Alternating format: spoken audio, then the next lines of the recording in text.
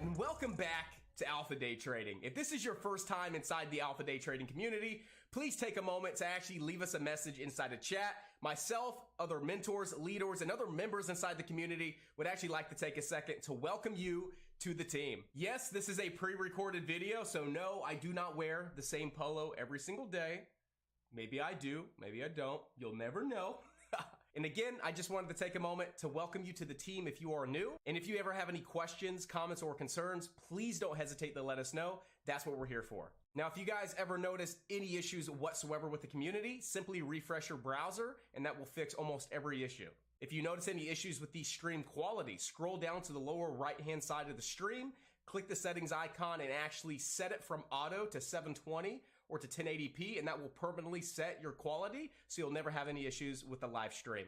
Now, if you still have any issues and you've refreshed your browser and you've already changed the quality, scroll down to the bottom of the chat room page, click one-on-one support, and actually send us a ticket, and we will be able to reach out to you immediately to get everything fixed. It is our main priority to make sure you guys always have the best experience while you guys are inside the chat. So once again, my name is Josh Howerton. Welcome back to Alpha Day Trading, and if you're brand new, welcome. Day one, baby. Welcome to the Alpha Day Trading community. We're so happy to have you a part of the team. We cannot wait to work with you. And if you ever need anything whatsoever, never hesitate to reach out. We are always here to help. Let's not waste any time. Let's go ahead and dive on into it. Good morning, traders. What is going on, ladies and gentlemen? And welcome back to the live stream, baby. So what's going on? Once again, a good morning, team, and happy Friday. Fridays are the worst day of the week because what do we got? We got 2 days of no trading. I love being here with you, love working with you every single day, and I love being in the market making profits. So again, you know you're in the right field if you absolutely dread Fridays and you love Mondays. So we're in the right field. We dread our Fridays. We love our Mondays, right? We love our Monday mornings. So team, it's Friday.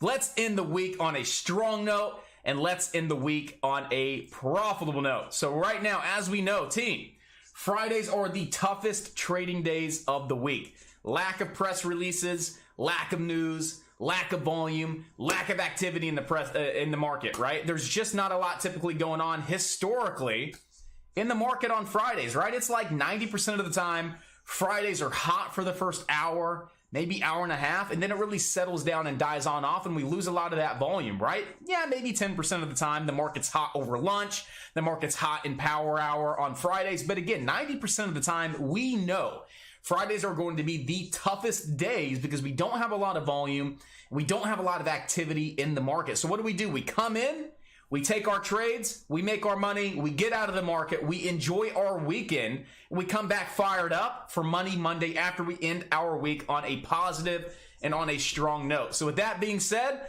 let's see where the opportunity's at today, team. Let's see where we can make some good profits, and again, make that money and end this week on a profitable note. So let's go ahead and dive into what we have going on today in pre-market, all right? So we're just gonna go ahead and run through our up gapper list this morning. So we're going to start with OSMT. So OSMT is a recent one because I don't remember seeing this one here a little bit ago. So OSMT, so we had news at 651. This one just started getting some action around 8 o'clock above that $4 level. So OSMT to receive $110 million upfront cash payment, potential to receive up to $60 million in additional milestone payments because they announced their conclusion of strategic process with agreements for the sale of legacy business to Allura Pharmaceuticals, OSMT receiving $110 million up front with the potential to receive an additional $60 million in milestone payments. So right there, OSMT, we got a lower float stock. We have a 19 million in float stock. The short percentage on this play is 12%. So what does that tell you? That there's 2 million shares short right now on OSMT. Right? So already you know that. All right, we look at the float. The float's 19 million. Let's call it 20 million. The short percentage of the float is 12%. So that's about 2 million shares that are short on OSMT. So that tells us that we have quite a few shorts in this play, right? It's not, 1%. It's not 2%, right? We actually have a decent amount here. We have 12% short in OSMT. And right now we have about 4 million shares traded here in pre-market. And on average, we trade about 250,000 shares. So we have great volume, right? We have a low float stock. We can see that about 2 million shares possibly short in OSMT. We have a great press release, and we're currently gapping up about 73%. So right now, OSMT, definitely worth keeping this one on high watch. Let's go ahead and look at the daily chart. Let's go ahead and start marking up these levels, team. So right off the bat, I noticed this area right there at $5, right? A lot of support. Retagged it as resistance. So right now we have $5 support or resistance on OSMT. Again, right now I don't know where the stock's at. I don't know where it's trading. I don't care where it's trading. I just want to do my due diligence here on the daily chart and see if that's being honored there intraday. Next level of resistance, we have a lot of resistance right up towards around that 618. Look at how many times we banged off that 618 level there on the daily chart. Quite a few times. So 618 is going to be a key level. We can see right here underneath these daily lows, there's been some good support and resistance there as well. Support, support, support, support, support, right? So we can see that that 480 is going to be a pretty good level as well. And then we can come down a little bit lower and we can look right into that 470 level. So again, we do have a lot of great support right around 470, 480, and then $5. If we break over 5, right now it looks like we're right at $5. If we break over 5, we do have some room to technically fill the gap, right? First target to fill this gap here on the daily chart at 528. So really anything over 528, we could see this really start getting some action up towards around 6 to 618. Now, if we ever crack below that 470, we could see it back down at the lowest, probably around 403.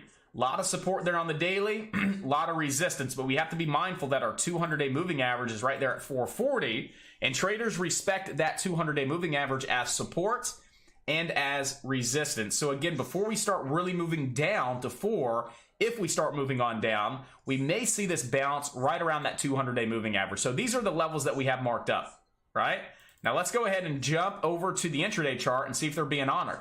Well, look at that. Look at 440 being honored to the penny. Resistance, resistance, breakout point, retest, move higher. So 440 has already been respected.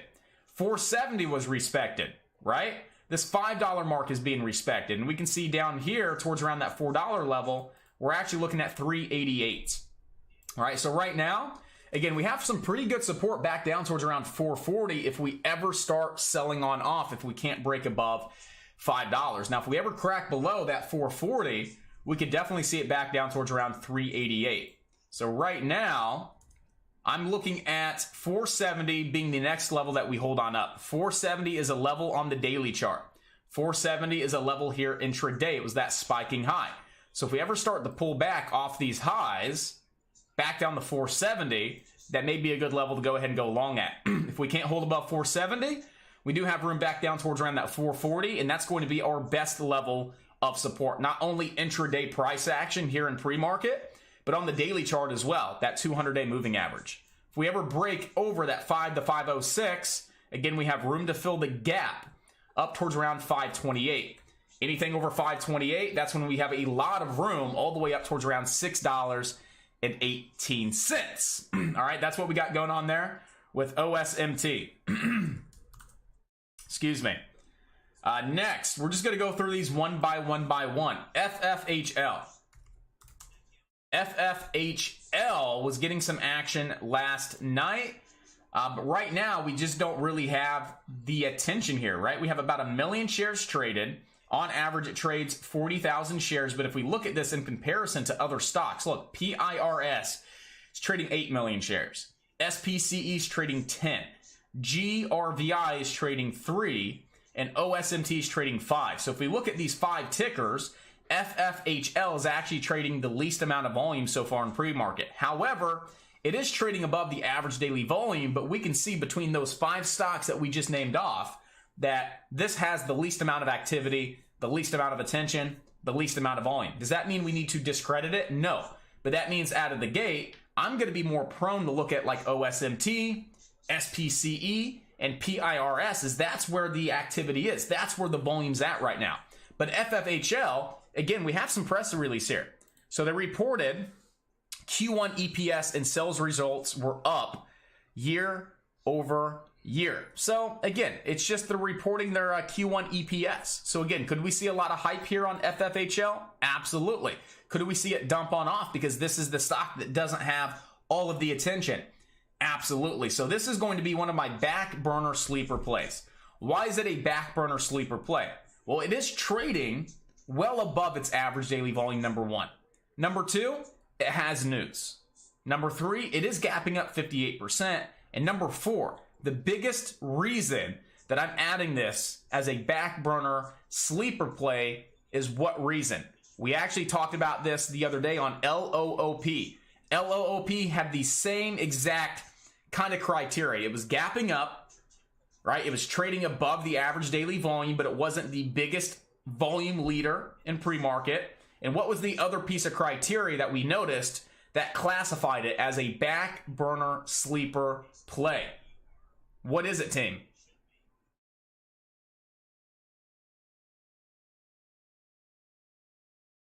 Chad, we will definitely look at GRVI. We're going one by one down the up gapper list. So, it's the float. It's the float, team, right? We have one of the lowest float stocks on the leaderboard. It's gapping up on news. It's trading above its average daily volume here on FFHL. That is the same thing that we saw the other day with LOOP. And we said LOOP is going to be our back burner sleeper play. And what happened? Back burner sleeper play that went from $14 to $18 in the first hour and a half of the day. So that being said, FFHL is meeting kind of that same bit of criteria with the volume, the float, the news, the gap up. FFHL right now doesn't look like it has the hype. Doesn't look like it has the activity. But again, this is going to be a back burner sleeper play that if we see a mob shift, traders going from OSMT, traders going from SPCE, traders going from PIRS, and they shift over to FFHL simply because it's the lowest float stock on the leaderboard right now that has some volume. All right, so FFHL, if we break back above 15, I'm going long. All right, if we break back above 15 bucks, I'm going long on FFHL because we have a lot of room to the upside. Now, how high can FFHL go? Well, first target's going to be right there around $16.50. Second target, right around 18. Next target, retesting those highs up towards around 1988. Right now, we can see we have support right there at 1365. Post-market, spiking high. Support from yesterday in post-market. Pre-market support. Looking to put in a higher low above support, possibly looking for the break of $15 here on FFHL. And again, we have room to 1653, 1796, 1988, right? Why 1988 and not 1994? I like to put my target about 5, 6, 10 cents away from the high because I don't want to have my level drawn up 1994 and that be the level I mentally see that I'm looking to take profits once I see that on the level 2, because 80% of the time when I'm in a trade, I'm looking at the level 2. So again, I always back it down about 5 to 10 cents, and that's where I start looking to take profit just in case it doesn't hit that high to the penny. All right, I always like to back it down a little bit. I'd rather lock in profit at 1980, 1988 versus holding it and then watching it dump all the way back down, getting rejected off that level back at like 1950, 1940, right? So again, that's why I'm marking up 1988, just to put it slightly below that high, all right? So again, FFHL, back burner sleeper play on high watch. right? High watch, back burner, sleeper play here on FFHL. Moving on, we have GRVI. All right, so GRVI, why is this stock moving on up? So GRVI.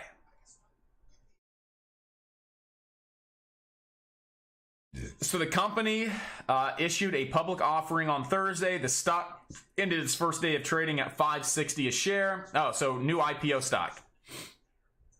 So new IPO, initial public offering, opened up at $5, hit highs of $5.80, low of $4.50. Yeah, so GRVI, we just don't have a lot of past chart history to really judge where this can go, right? So, I mean, this could squeeze big time, right? This could dump big time. GRVI doesn't even have a float yet, but we are trading 3 million shares in pre-market.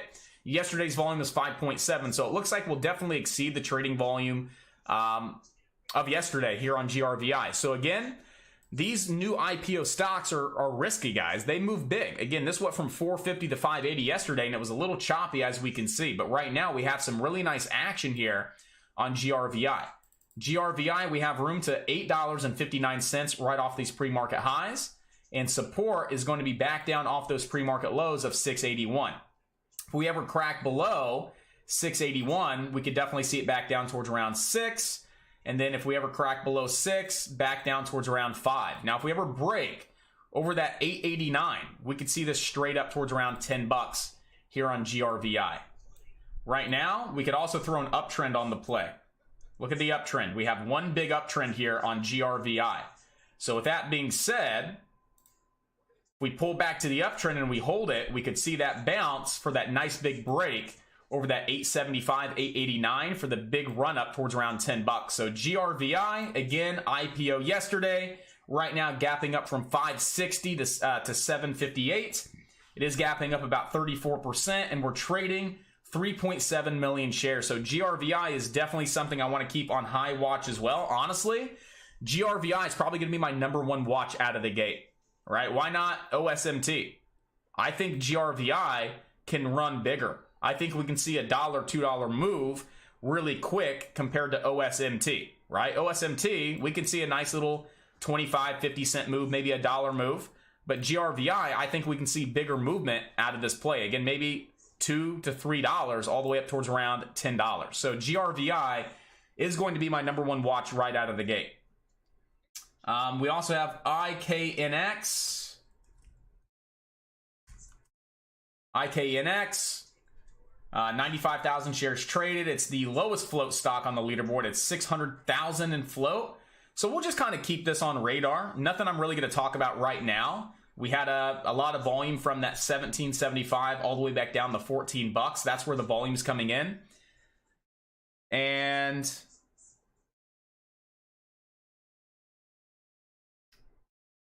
TeraWulf to go public via merger with NASDAQ listed Iconics.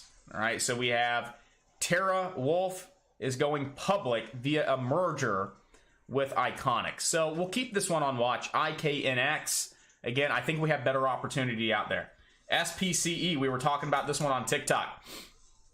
So SPCE right now would have support back down towards around 46.91 based on the daily chart. Anything below 46.91 down towards around 45.45. And what's going on here with SPCE, right? They basically got approval from the FAA for full commercial launch license following success of May test flight. So SPCE can definitely see a lot of action today, and we're already seeing a lot of action here in pre-market from around $40 all the way up to $49.50. Right now, if we look at the daily chart, we do have support back down towards around 46.91, and anything below that 46.91 back down towards around that 45.45 level. Right now, it is moving up really nice, and right now SPCE does have room right to $50. All right. If we break over $50 here on SPCE, our next target is going to be right around $52.13. Once we break over $52.13, we could definitely see SPCE all the way up towards around $56.78. Right now, It's in what I call the uncertainty zone, right? It's trading at $48.37. Support's at $46.91. Resistance is at 50. It's right in the middle of resistance and support. I call that the uncertainty zone. Could it come down to support? Absolutely. Could it shoot up to 50? Absolutely. Is there any technical setup right now to get involved with SPCE? No. It's the uncertainty zone. It could go up, it could go down. That's a gamble in my opinion. And as a day trader, as someone that's consistent, right? I'm not looking for 50-50 odds. I'm not looking to gamble, right? I'm looking for 80-20 setups where I have higher probabilities of being right. And right now, I can't really identify having a higher probability of being right on SPCE because we're right there in the middle of support and resistance, all right? But we're definitely going to be keeping SPCE on watch. We have great news.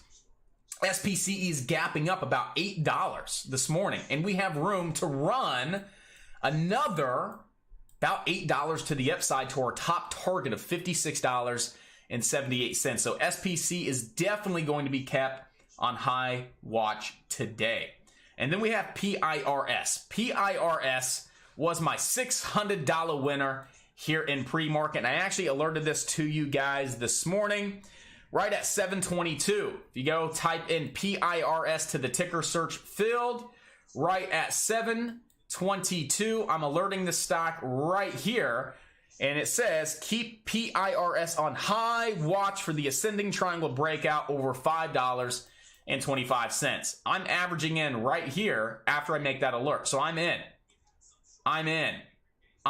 right? I'm building a position and my stops are below this low at 505. This one almost stopped me out, but I actually averaged into that play again when I started to see some volume move in and the stock started to push back up above that 9 EMA. I had about 2,500 shares of this play and I sold it into the break into the 530s.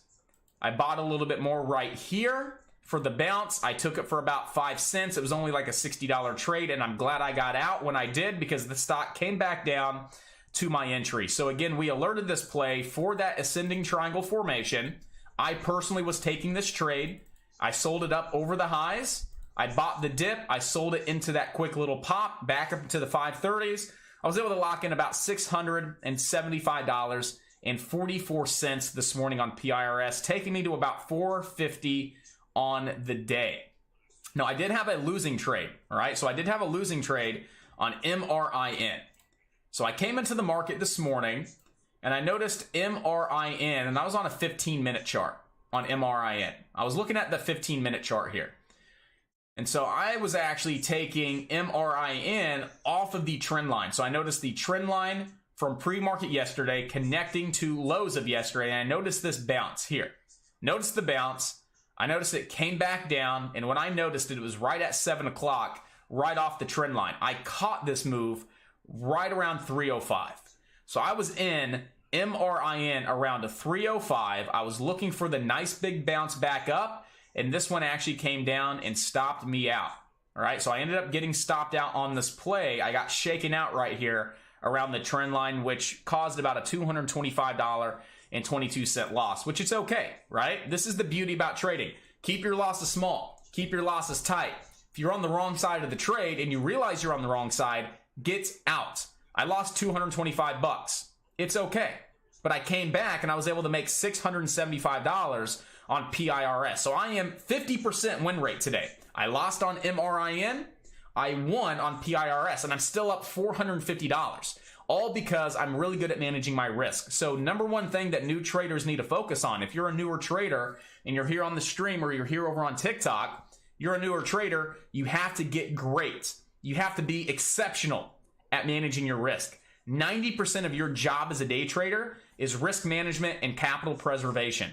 Once you get really, really good at managing your risk, you can have a 50% win rate, which is not good, right? For every 2 trades, you're losing on 1, but you can still make consistent profits even with a 50% win rate, right? You can break even with a 33% win rate. Again, you have to be exceptional. You have to be great. You have to be a master at managing your risk. And this is a perfect testament on how risk management is very important. I could have held on to MRIN. I could still be back holding this play, and I would be down around $500, $600, right? And my PIRS trade would have done nothing for me but break me even. You have to be quick to cut the losses when you're on the wrong side of the trade, and you have to be disciplined to hold on to your winning trades and let them work out, especially when you're in the green, all right? And again, risk management, perfect testament. I'm up $450, and I have a 50% win rate so far this morning here in pre-market. So, MRIN, I do want to keep this one on watch, team, all right? This was yesterday's big mover in pre-market. This was my big winner from yesterday, about $1,800 in profits there on MRIN. I did take a few losses there intraday, which took me back towards around $1,300 in daily profits, just to see MRIN go on a big time move in about 30 minutes from around $2.80, hitting those highs yesterday of $3.81. Now, why do I want to keep MRIN on watch over 283? Well, I'll show you exactly why. Get a Fibonacci retracement off that low and run up to that high. Where did we consolidate above? We consolidated above the 78.6 fib, and once we broke back above the 50, we had a huge move to the upside. So let's take a fib from that low and run it up to that high. Why do I want to keep that 283 on watch? Because that's our 78.6 fib. I see it was respected yesterday during a long period of consolidation, and then boom, we're pulling back right now into that 78.6 fib, right? What's something else you notice about the 78.6 fib? Not only is it a Fibonacci retracement level, but it was also the breakout level from yesterday. It was also some resistance in pre-market. It was also a little bit of support. So we really look at that level. It was honored as support and resistance a few times. It's our 78.6 fib, and it was our breakout point. That shows there was a lot of demand around that $2.80 mark. So if we can hold above 280 here on MRIN, we could definitely see the next leg up today here on this play. And we could see the stock all the way back up and retest those highs of yesterday of $3.81. So again, MRIN is not one of the top stocks I'm watching right out of the gate, but it is a back burner play that I want to keep on watch, especially if we hold above that 283 level. Okay, so again, MRIN is on watch above 283. First target to the upside would be right around 325. And then we have all that room up towards around $3.80 there on MRIN. We're going to watch TRCH again today, team. I don't want to talk about it too much. Again, could we see this hold above 5 and get some nice action? Absolutely. But we have other stocks that have way better opportunity right out of the gate. So right now here on TRCH, light support right around 487. We know we have resistance at 525. We could see it up towards around 550 and then up towards around 575. So if TRCH holds above 487, we could see it squeeze up to 525, 550, 574. And then if we really get some action, back up towards around $6.12 there on TRCH. So we'll definitely keep that one on watch, but definitely not one of the top 3 stocks that I want to watch out of the gate. Top stocks I want to watch out of the gate is going to be PIRS. I also want to be watching OSMT. I also want to watch GRVI. So again, those are going to be my top stocks that I'm watching right out of the gate. Once again, that's going to be GRVI, OSMT, PIRS, and then we can even add FFHL in there as well. FFHL is our back burner sleeper play. So once again, if we break over 15, I'm looking to go long on this play for a nice big spike to the upside. As it is one of the lowest float stocks on the leaderboard right now, I think we have a lot of great activity. It looks like we're getting some volume right now over on IKNX. So we're definitely going to watch IKNX as well. This is a riskier play. It's moving pretty crazy, $5 at a time. So we're going to watch IKNX. But again, this is going to be considered a high risk, high reward play. Why is that? Look at the float, guys. It's under $1 million in float. These stocks can move $5 at a time. So again, the lower the float, the bigger the risk, but the bigger the reward. So we're going to watch IKNX as well, just to see if this holds on up or if it dumps on down. So we'll definitely keep this one on watch as well. But top 3 stocks that I personally want to keep on watch, once again, is going to be GRVI above this uptrend, right? Above the uptrend, we have room back up to the highs of $8.89 and then possibly $10. IPO stock from yesterday. FFHL, this is our back burner sleeper play. All right, we can add IKNX and FFHL as our back burner sleepers. We got OSMT, we're keeping this one on high watch above 440. SPCE is going to be on watch as well, but I think we have room to sell off, right? What do you think traders are going to do? They're up from $40 to $48. Do you think a lot of traders may trim some profits on SPCE at the start, at the open? Absolutely. So I'm waiting for a possible washout long. Wait to see the stock sell off, level, and then possibly get that next leg up. So we'll definitely keep SPCE on watch. And then as you know, we have PIRS.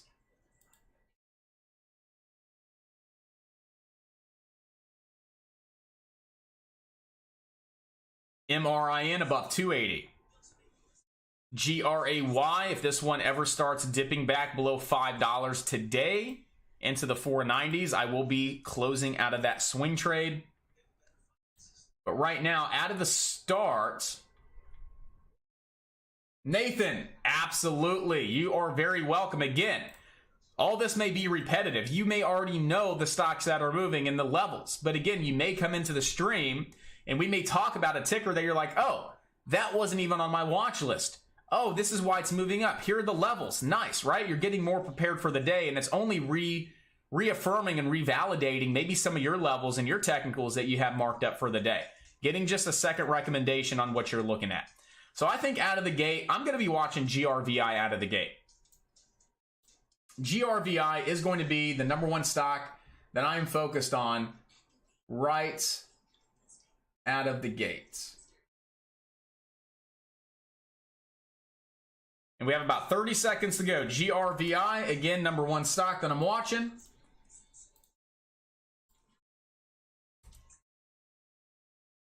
Followed by OSMT above that 470. PIRS, I think we'll probably have to wait a little bit. So yeah, definitely GRVI, definitely FFHL, and then we have IKNX as well. So we got 5 seconds to go, team. Let's have an awesome day. Let's make some profits, and let's end this week on a strong green note. Markets open.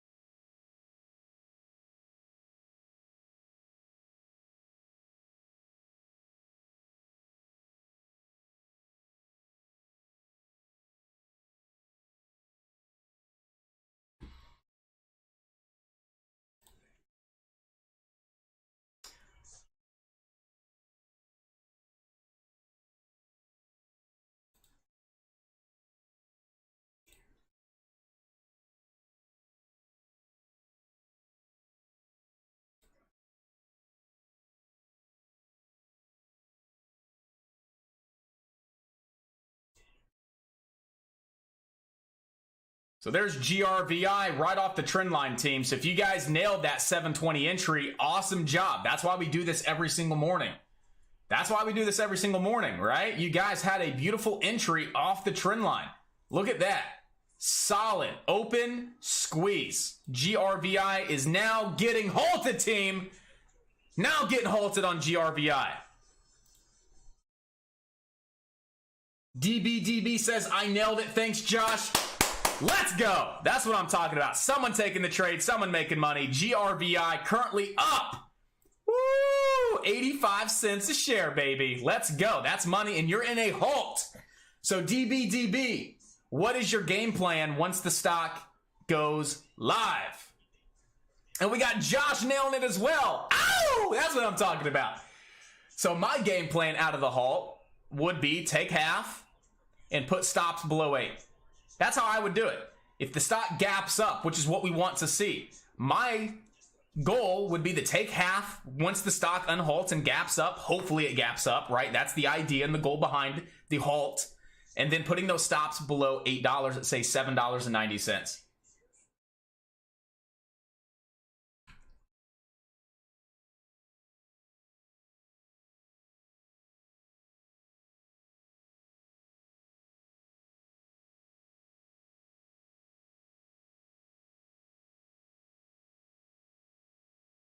Nice washout long, followed by a red to green move there on SPCE. PIRS back down at like 454, 460.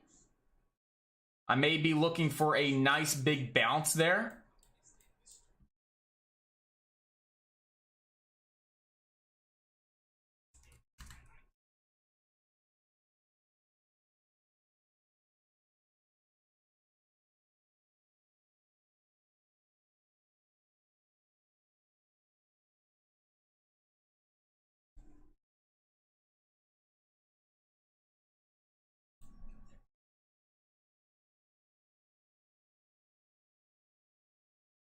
So GRVI was halted at 931.37. So we're looking at a 936.38 unhalt.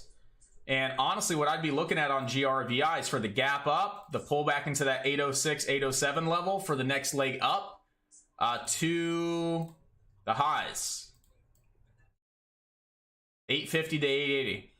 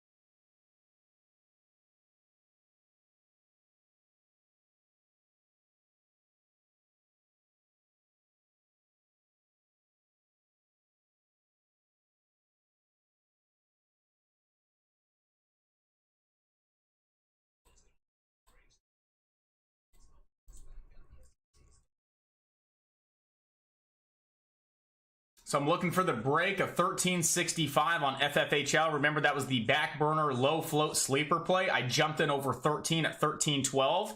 I'm looking for a big time move here, but right now it doesn't look like it's getting it.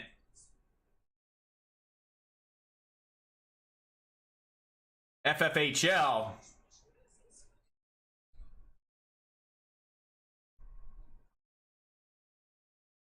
Stops her at 1260.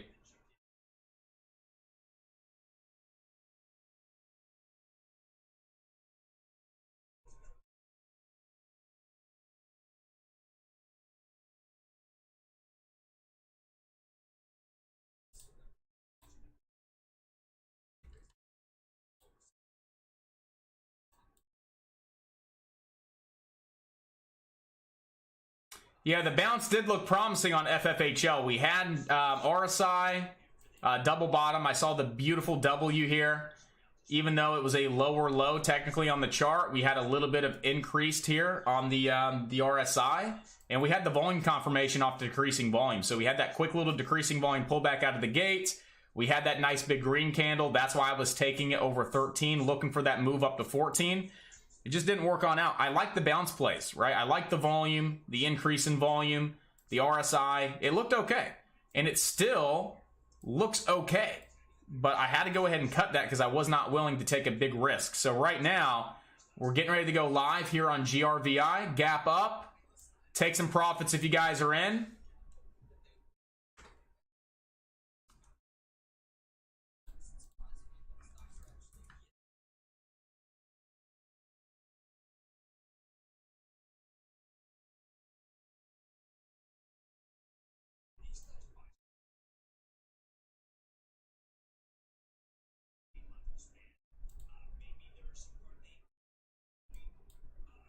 OSMT's right off 440, team. So 440 is the level that you want to see hold on up on OSMT.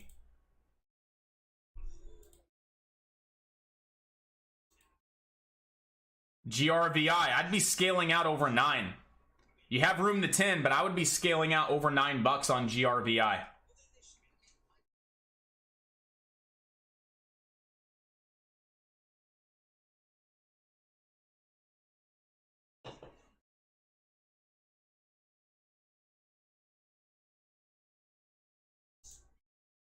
I was actually short on IKNX, but when I got filled, it didn't make any sense, because when I got filled, it filled me to the short side at 1286, but the price was at 1890.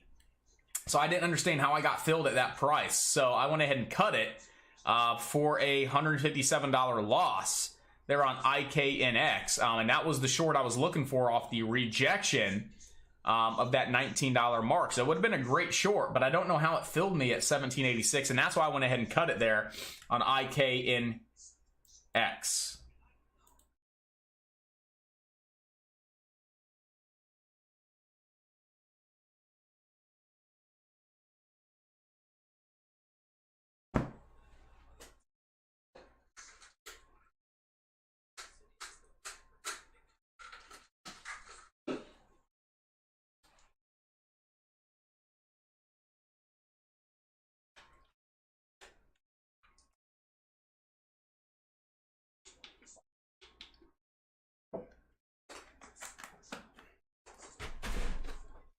All right, so I'm just kind of sitting back now. I mean, it's unfortunate.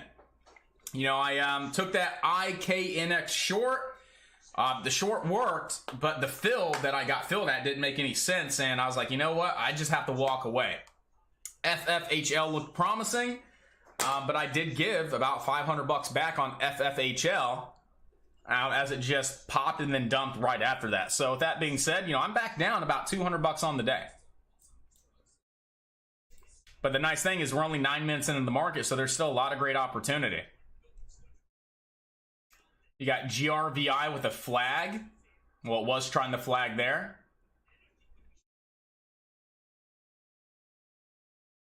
I mean, in FFHL, we do have some divergence forming. I mean, we could see this back down towards around that like 1161.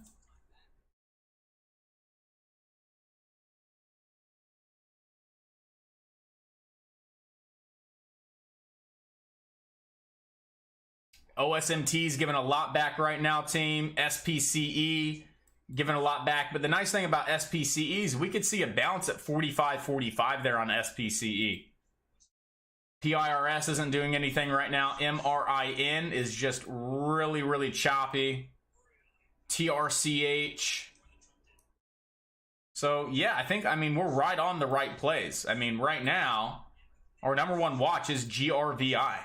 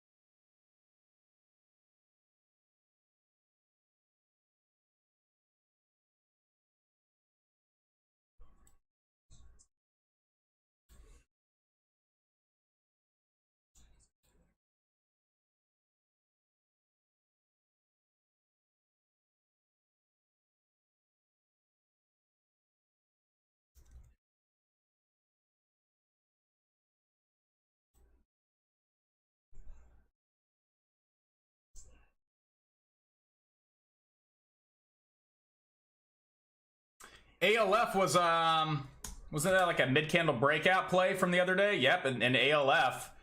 Actually, you know, yesterday I was taking that trade for the mid-candle, and then I walked away from it, but we're actually starting to see that mid-candle breakout formation there on ALF.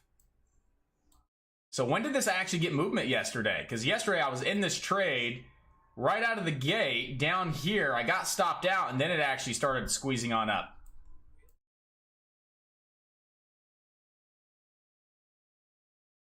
And ALF over $15 has room to $16.45.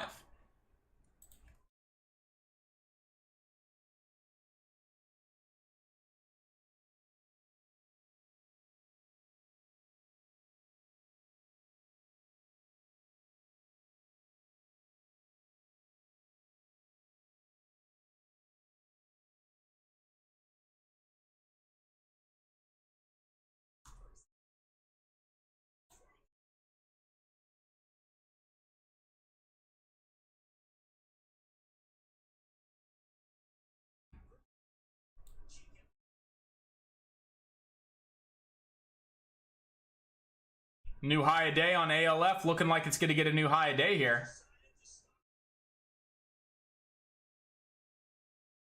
Yeah, there it is.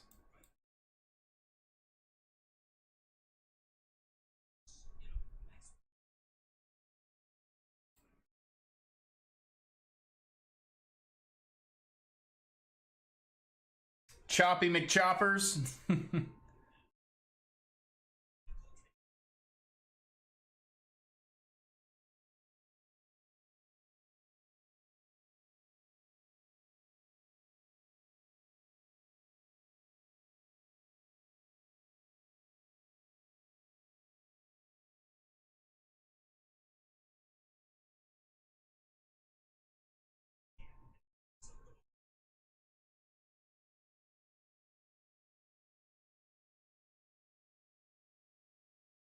There's a chat here. Look left.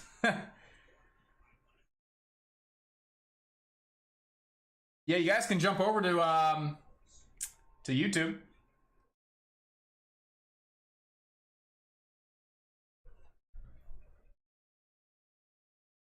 So right now I'm not in anything. I'm just kind of sitting back looking to see what I think the A plus setup's going to be to make, you know, some good cash. Right now ALF, I mean, it has room to 17, but we also have room to pull back again towards around 1450. IKNX looks like it's going to crack below 16 here and possibly get halted to the downside. GRVI is consolidating right above the 9 EMA here.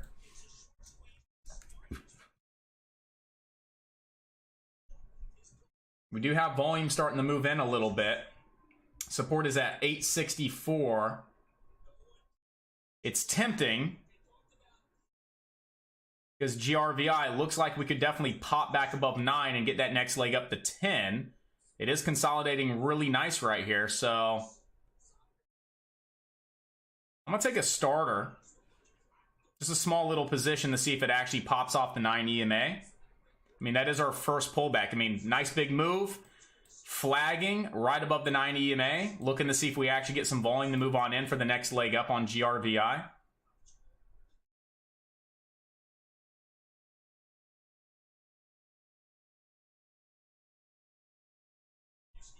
Again, GRVI, we said this morning, is a very, very high-risk play, right? It's a new IPO stock. It can move up $1 in a minute. It can dump $1 in a minute. So again, it's a high-risk, high-reward play over on GRVI. So right now I see the pull, period of consolidation, above the 9 EMA, above that 864 as well. So we got a couple separate reasons why that's a good trade here for the possible flag and that possible break to the upside.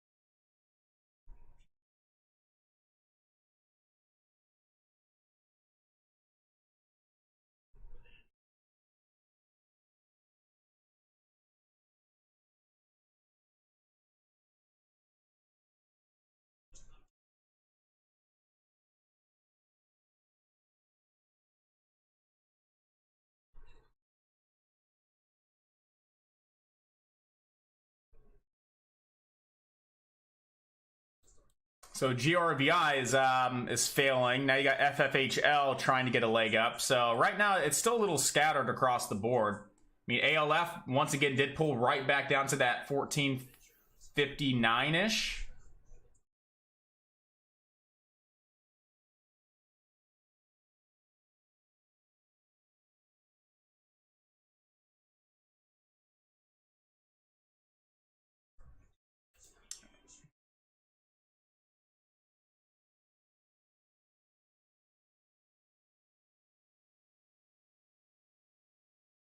All-time highs for the SPY. All-time highs on lighter and lighter and lighter and lighter volume. So I'm still bearish on the SPY.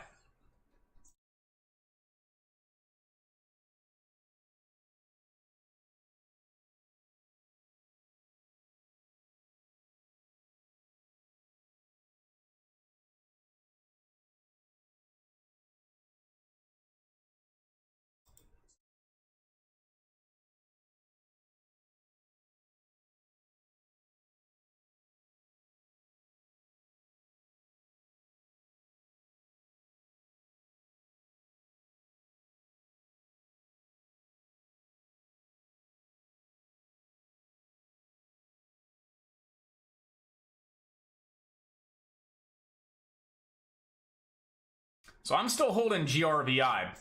I'm still holding GRVI. I told myself before I took the trade, even if it failed, I would still look to average in off of the 807 halt level for the possible leg up, because I still do think GRVI has some good potential today. So, I mean, I am taking heat on the trade, but I still do think GRVI has some potential. And you know what? If I'm wrong, I'm wrong. I take a loss, and it's, as Beth would say, a comeback kind of day. Got the comeback king. I hate coming back, especially starting off with like $500 on the day.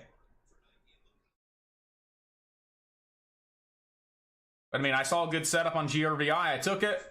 FFHL. I see a decent little setup here. It tried to go. Stopped me out. So those are my trades. And then IKNX, which was a weird one. I tried to nail the short in the 18s, but it filled me all the way down here at like 1743. So the price is up here at like 1861. The spread was only 20 cents, and I get filled way down here. So right off the bat, I was already down like $150. I was like, that doesn't make any sense. I'm going to cut it. So I am going to call my broker and see what's up with that. I don't know if it's just, I don't know what happened, because that doesn't make any sense. But again, it is what it is. ALF is starting to get hard, hit a little bit.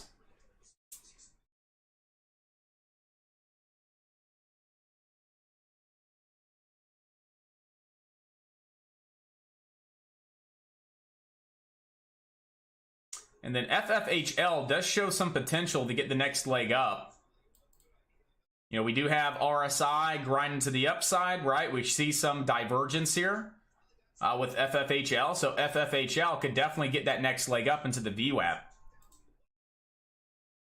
OSMT's not doing a lot. SPCE still falling. PIRS not holding any level of support. MRIN is very, very choppy. Not really trading a lot. TRCH, quick pop, giving it all back. ALF, back below that 1459. IKNX looks dead, so that's coming off the watch list. So the only thing that I'm still watching is GRVI above the halt level.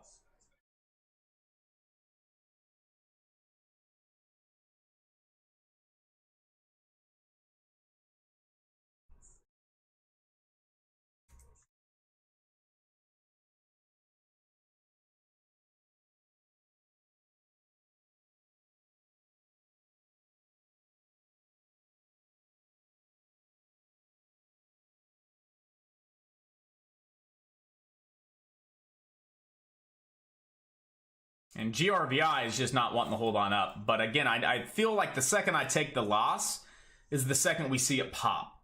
So, I'll risk another 25 cents or so, which is a lot. But I'm looking for that possible false crack to the downside and then to see it pop back up.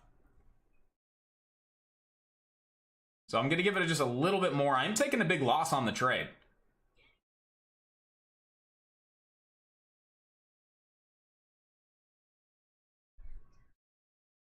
But again, something tells me that, we'll see it crack down below briefly. It'll pop right back up and start its transition higher. So we'll see. If I get stopped out, I get stopped out. And right now, I'm getting pretty damn close to just cutting it and calling it a loss on this one and moving on.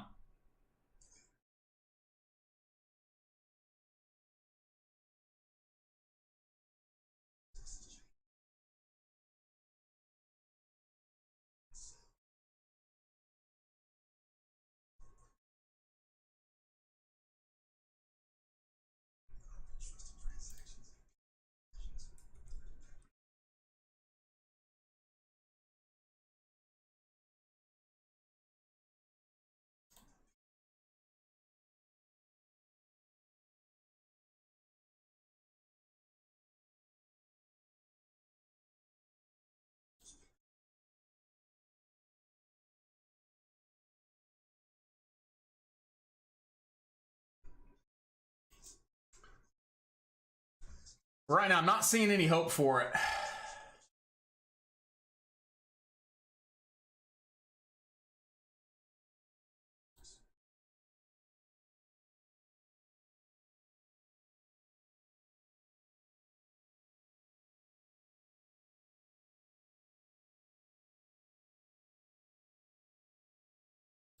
I'm out. I'm out.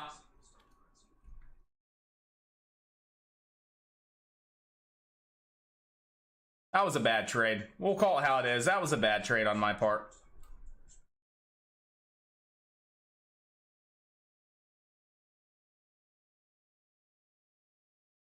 WISH, thoughts on WISH? To me, it doesn't look like it really has any really potential today, right? I mean, to me, honestly, we need to see a clean break over 15, and that's when we could possibly see this get that next leg up over on WISH, but it has to get back above that $15 level first.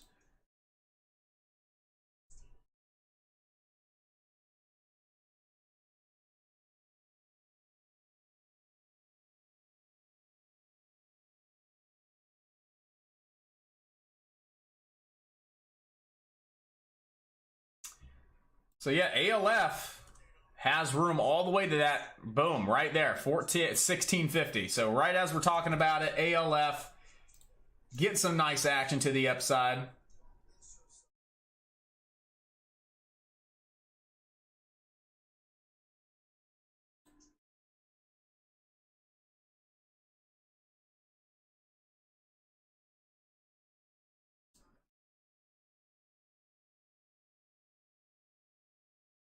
ALF over that 1650, room to 1721 next. ALF has room to 1721 next.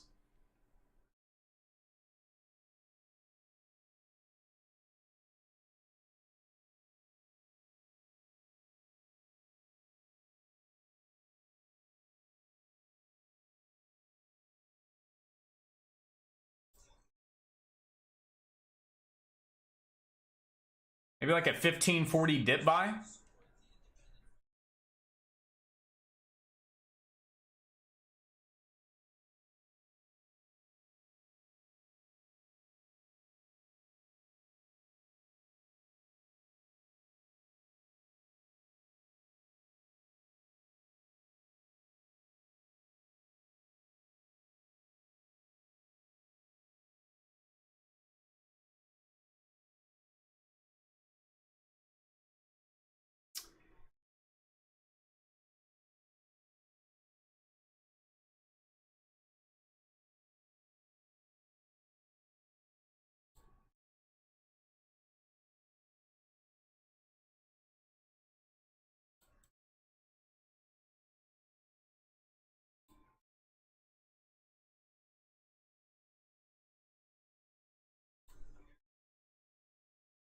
Come on, TD. Choose the tool. There we go. Only took like 20 clicks.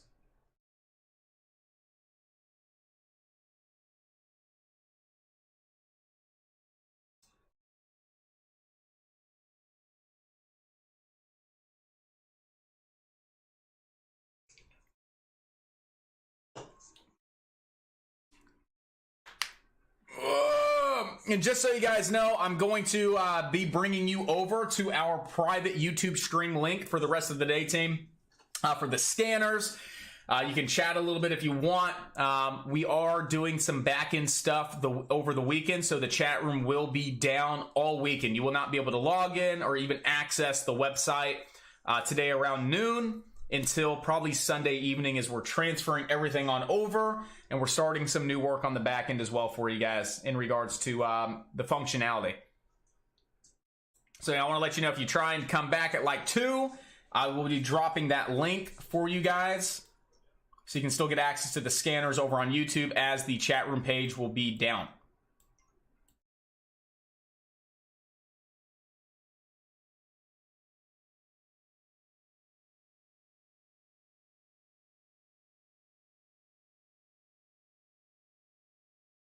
Right now, I'm just kind of sitting back waiting for that 1A+ setup to where I can make some of my money back. It sucks. I'm down $2,400 on the day. GRVI, I'm just going to call it how it is. I held the trade way too fucking long. I mean, it is what it is, right? I'm not perfect. I'm human. I held it way too long. There was no reason for me to even hold that down to the halt level. I didn't see any reason for a bounce. And the second we cracked below 8, I should have gotten out. But I got out at like 770. So I definitely held that way too long. I took a $2,100 loss on that trade. But again, full transparency, where I'm not going to hold anything back. I'm going to share everything with you guys. You know, my trading profits this week were actually pretty good. You know, I was happy with this week. You know, I was able to lock in, $1,300 yesterday. I was able to lock in like $700 or $800 on Tuesday. So overall, I've had a really good week. And unfortunately, today, I'm giving my weekly profits back, right? I had just creeped up to that $9,500 mark. And this puts me right back down to that 7K mark. But again, the day's not over, right? The day is definitely not over. Still see where the best opportunity's at and see if we can't make some of that profit back.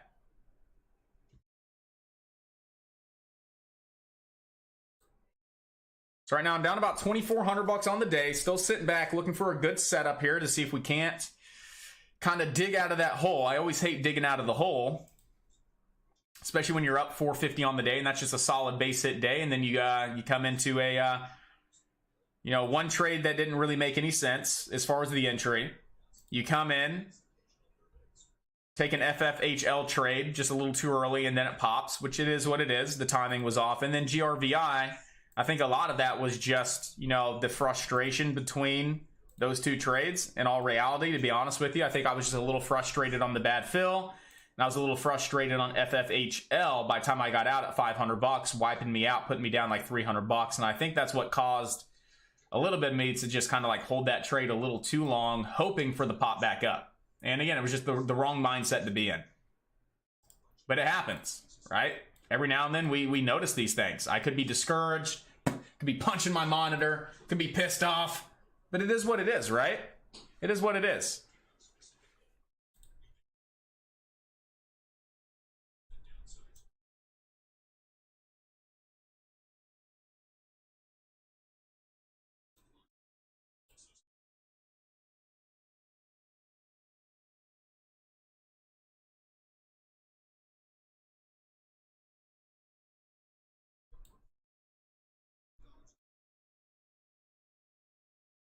So are we missing anything? We got STRM is halted. STRM right now is halted. Why is STRM moving up?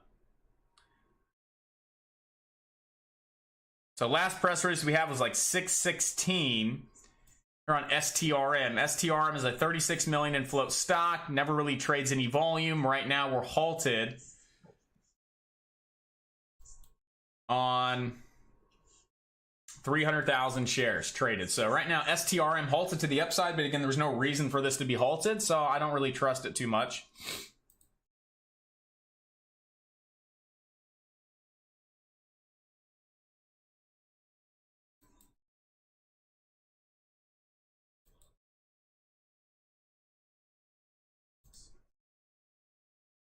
Everything's cracking and fading today. So even like OSMT cracking and fading.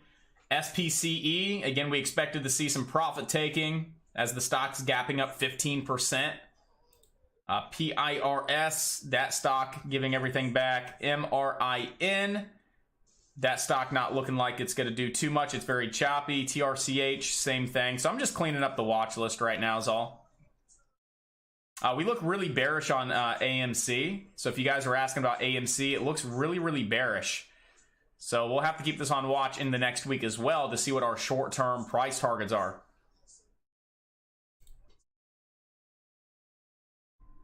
And the only thing that I notice here on ALF is we do have this uptrend.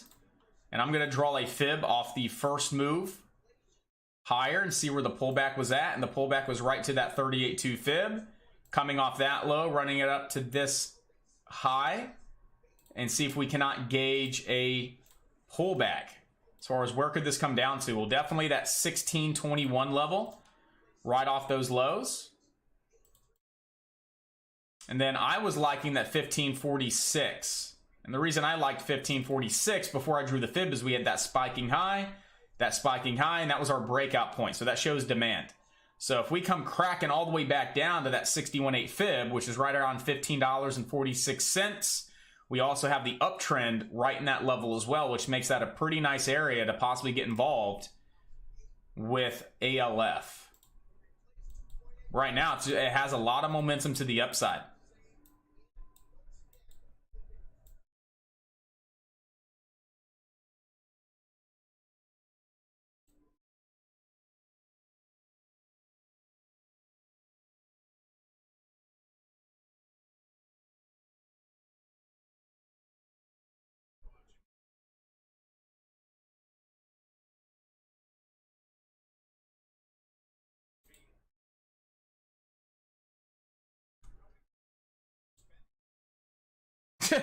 Halt up, halt down, halt up. IKNX, I don't even want to touch it. It's just, it's a risky play. It's very risky. I mean, it's up and down, up and down. Price action doesn't make any sense. Right now, the number one play is going to be ALF.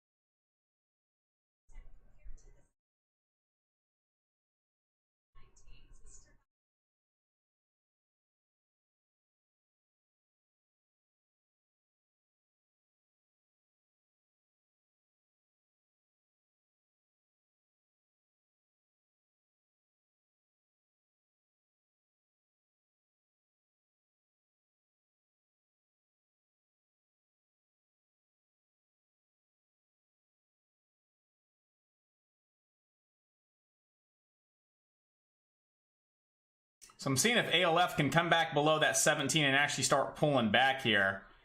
It does show a little bit of weakness at the highs. Again, we're losing some momentum. We're losing some steam. I do think we could see ALF starting to pull back a little bit.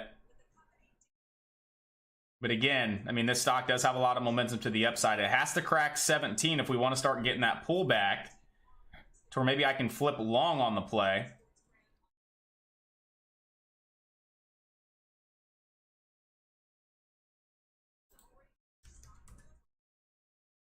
There's low 17s. I'm going to go ahead and take half down there, right at 17.10. And I'm going to go ahead and lock in a quick 165 on ALF. Was looking for the bigger crack down below 17, but I'm not going to go from a green trade to a red trade and possibly get squeezed out. So again, quick, 165. It's something. I was looking for the bigger dump and the bigger sell-off there.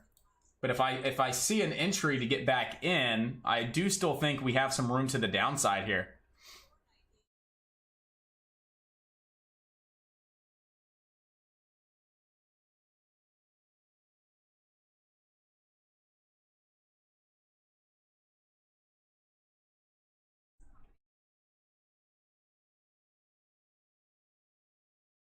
And there's the crack of 17.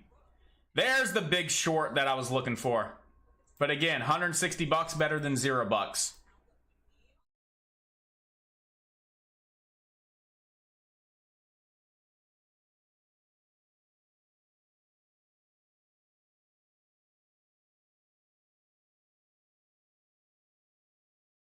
Oh, GRVI, you're so funny. You're so funny, GRVI. So we're still watching GRVI for the possible leg up over VWAP. Right now we have our first pullback into the 9 EMA. We could definitely see that 9 EMA VWAP squeeze, and then we could definitely see this get some action.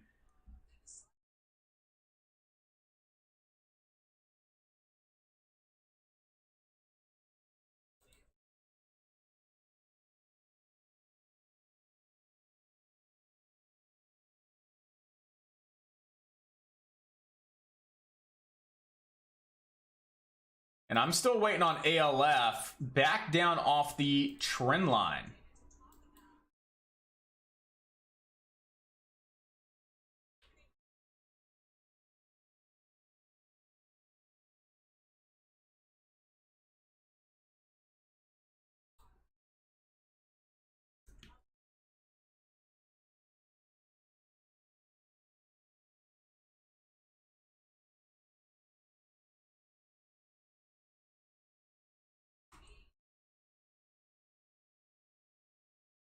What am I trading right now? We're looking at GRVI and we're looking at ALF.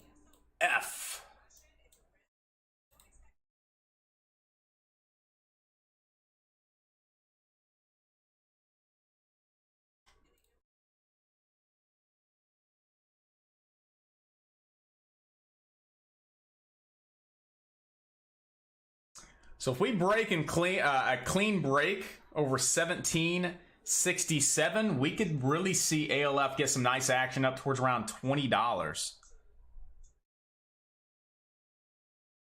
But I personally think we see another leg down first. I don't know. Something tells me that we see a little bit of a leg down first here on ALF before we see that possible that leg on up.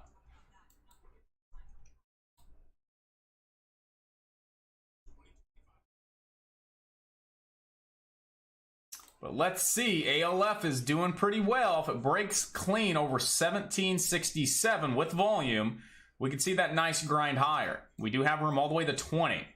But I think we see it come back down into the low 16s first, personally.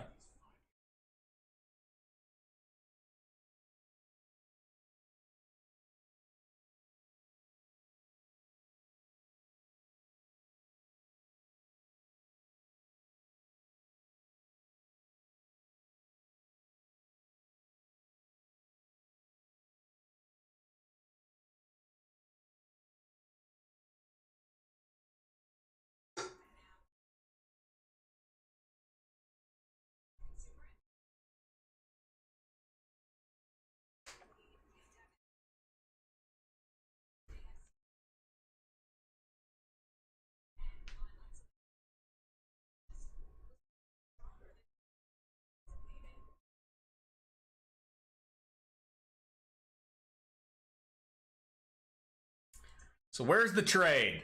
Where is the A+ setup? We're only 40 minutes into the market. So where's that A+ setup at? Maybe a big double bottom on GRVI off the trend line again for the next leg up. I'm definitely watching GRVI. We're definitely watching ALF. It keeps wanting to crack on lower, but it's still getting held up by the buyers. Buyers really want to get this thing going.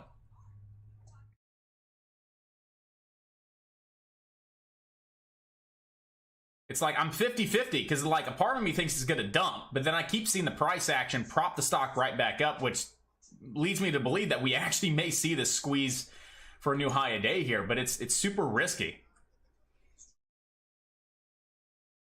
But it's also very tempting. But I think I'm going to sit back on my hands on this one and not touch it.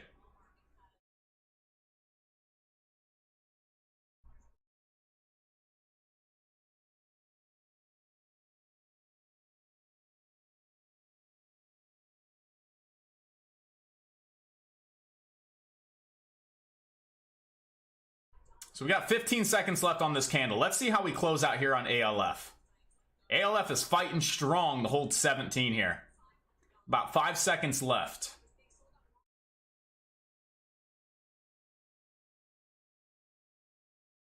Now you can see buyers really fighting to hold this up over 17. I think we may have a high a day before we dump. Maybe like a little false breakout. Maybe a quick pop back up to the highs, but let's get our mind off ALF. What do we got on GRVI? Do we have anything here on GRVI? We could definitely see the break over the VWAP here off a bigger, higher low.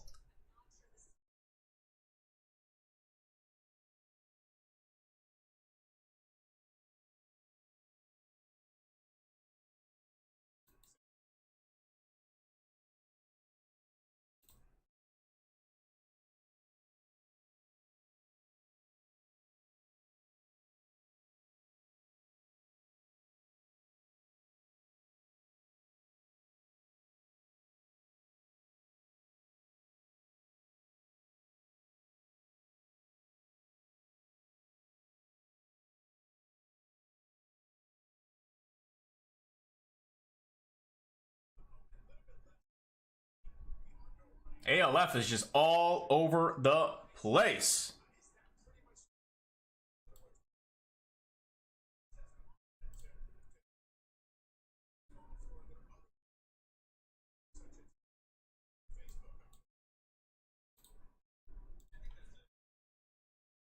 See, I'm watching GRVI, watching ALF. Top two plays that I'm watching right now.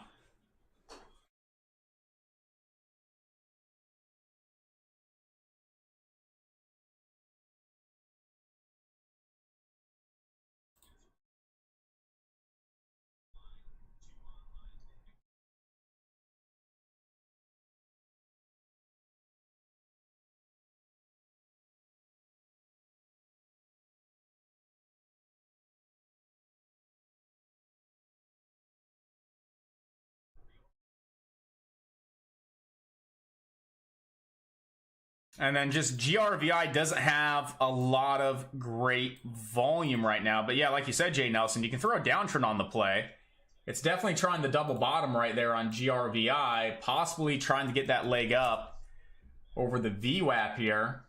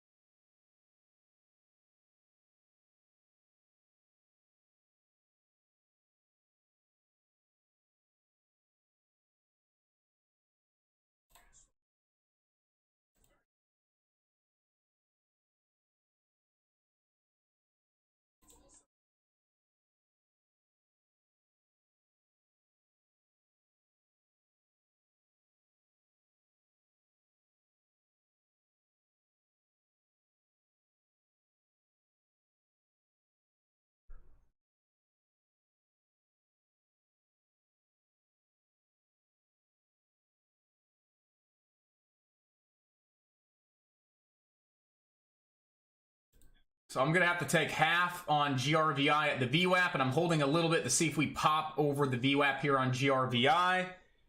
Right now, my cost basis is 812, and I'm giving this a few more moments here to see if GRVI starts really squeezing over VWAP. And now we got some action. I'm taking another half there on GRVI.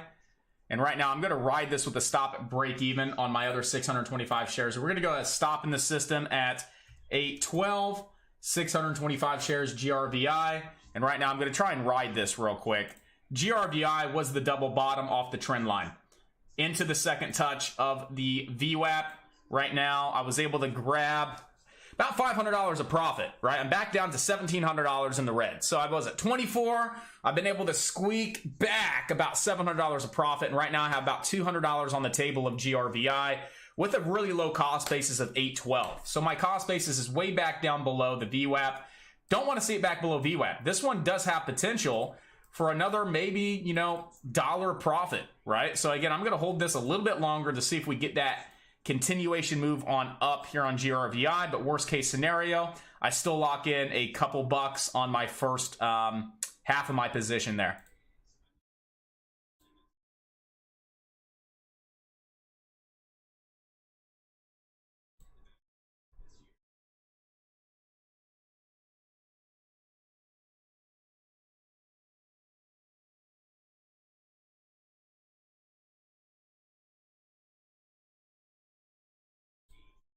So right now, I'm going to hold that 625 shares until I get stopped out at break even. But if we continue to grind higher, I will scale my stops up appropriately. Right now, we don't want to see it back down below like 820.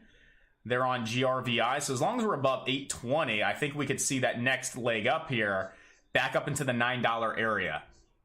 Right now on ALF, again, we know that we have room back down into the sweet spot. 1622, prior low from the bounce. VWAP, uptrend.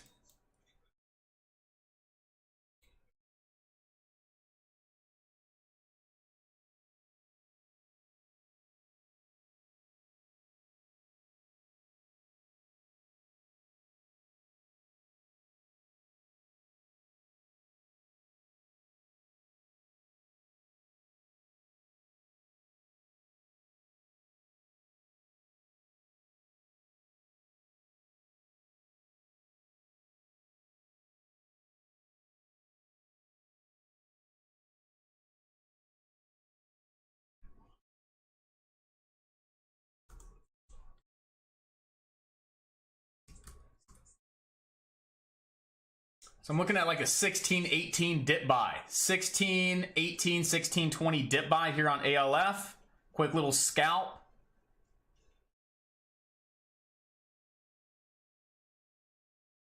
Again, that's where I want to get the entries, like 16-20, to 1625, but we are off the trend line.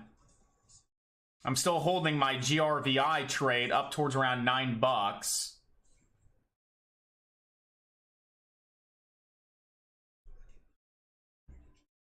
If we crack the trend line, we do have room back down to 1550 on ALF.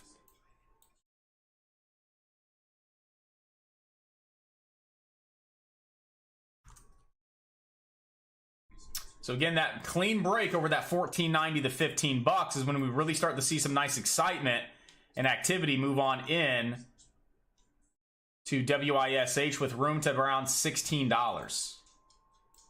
Right now we have the open that we're trying to break above. Not the open, but our first little spiking high here intraday, right around that 1449 mark.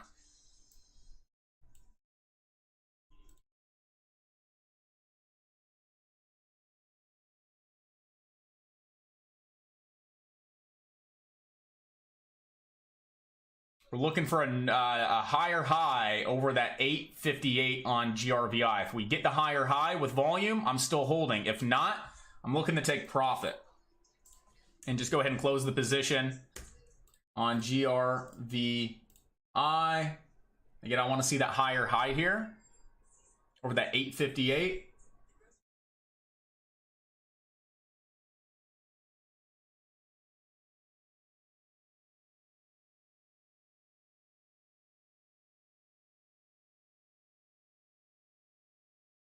And boom, I'm out. So I locked in a little bit there on GRVI. I was able to get out of the hole a little bit. But still got about $1,800 to go until I'm out of the hole. So where's the next A1 setup? Where's that A+ setup at?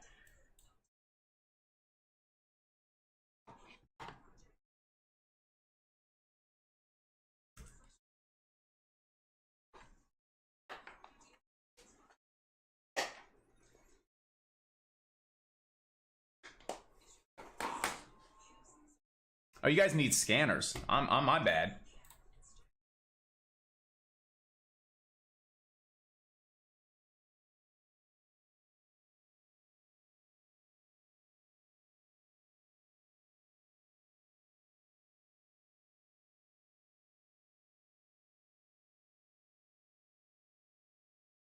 Trend line bounce.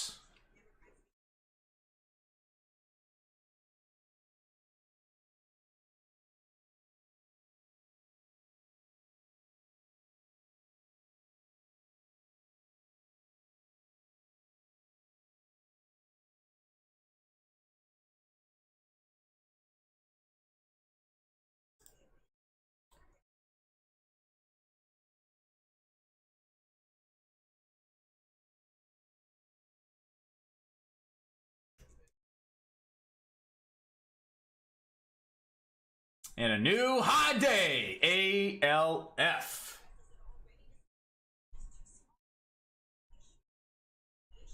DBD, palms are sweaty, knees weak, arms are heavy. There's vomit on a sweat already. He got the whole green candle right off the trend line. Good work. And I'm watching GRVI for the same trade. GRVI, I'm looking for the trend line back above the VWAP. Possible new high here.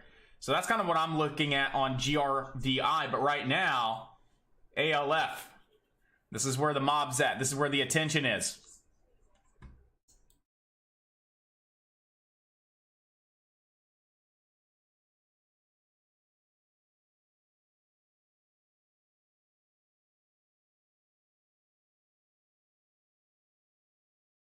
Let's see if it's actually going to hold above these highs.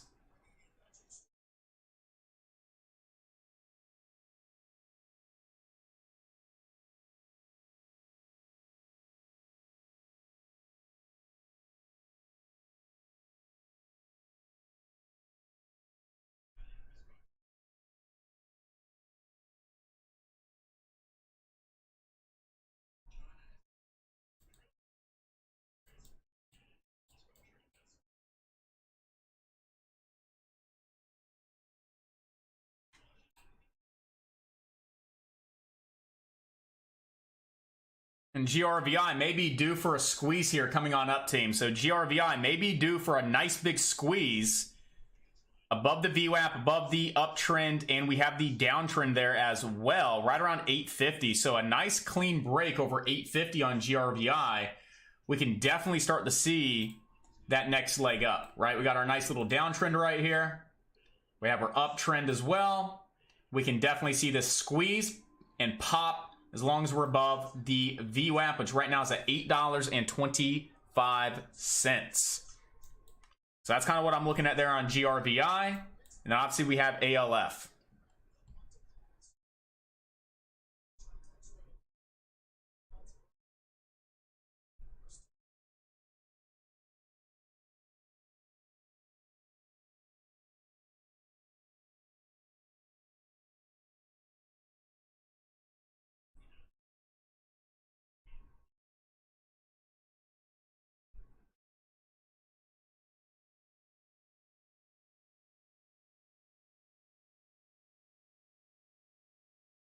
And technically speaking, we have a little bit better of a setup here on GRVI. Again, above the 9 EMA, above the VWAP, above the uptrend, and getting squeezed in between these 2 points. So right now, I'm just looking to see if we can get some volume to move on in GRVI.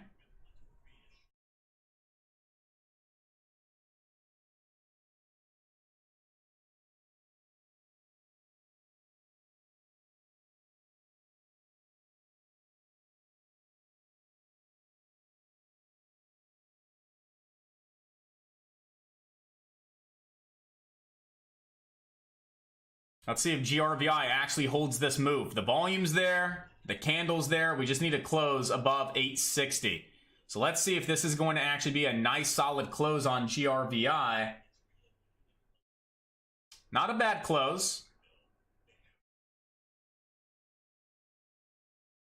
I'm taking half.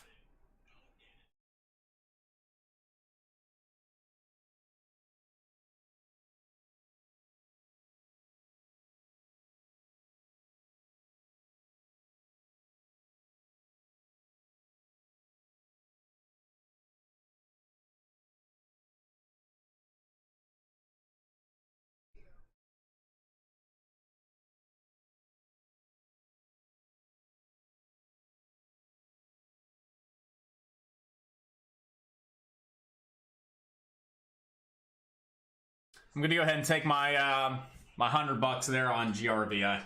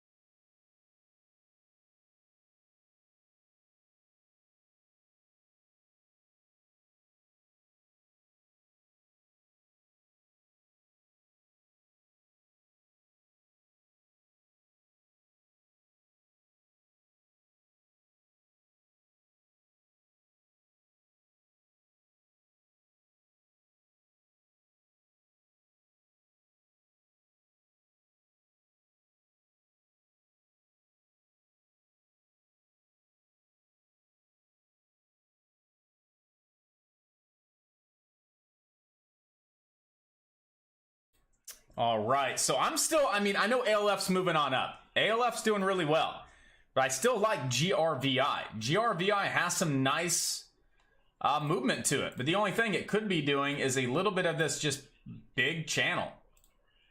A little choppy channel to the upside. So I'm still watching GRVI. As GRVI is really trying to get that leg back up over 9.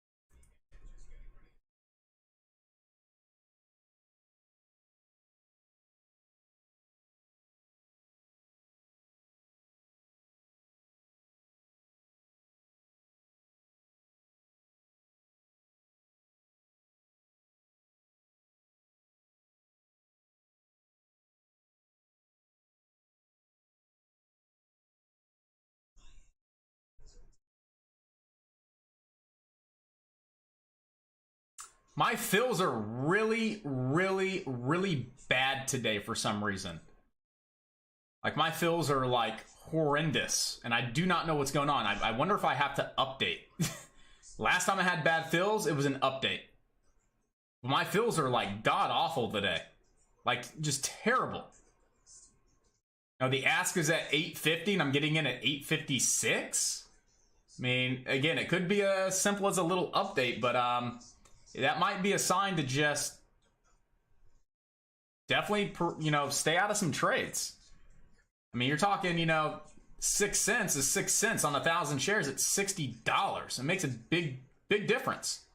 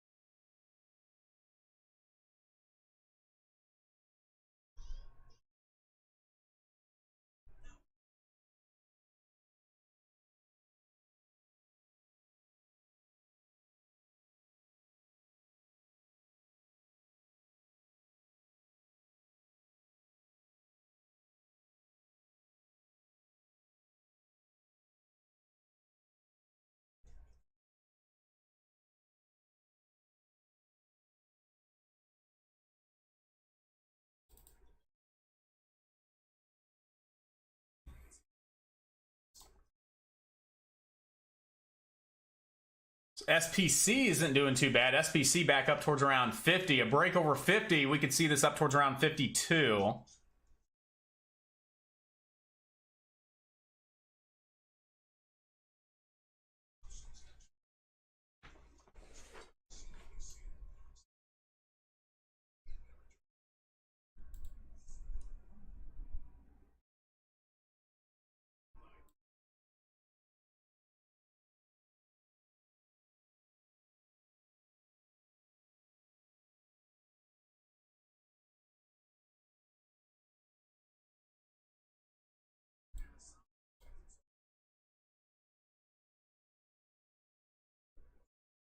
So we'll still just keep this trend line on watch here on ALF. We are extended over the trend line.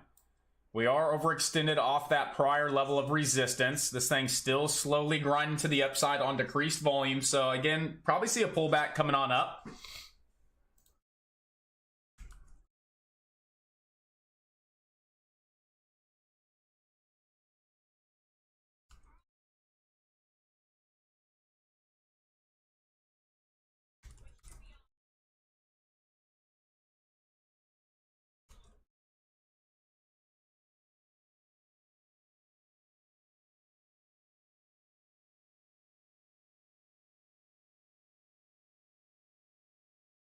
But just notice ATOS, number 7 on the leaderboard. ATOS right now having a pretty decent little day from around 825 all the way up into the 925 area.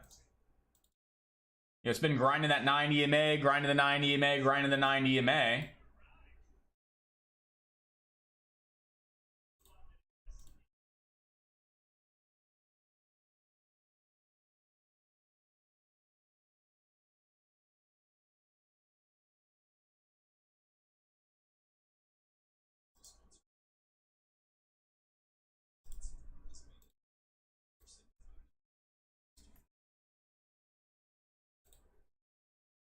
Yeah, we got to make sure SPCE is going to hold above 50 now. Over 50, room to 52 there on SPCE.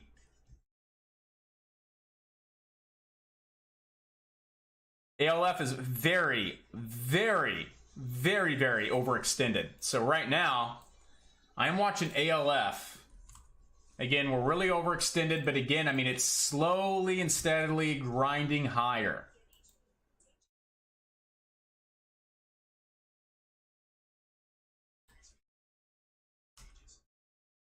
And then we have ATOS doing pretty good today as well.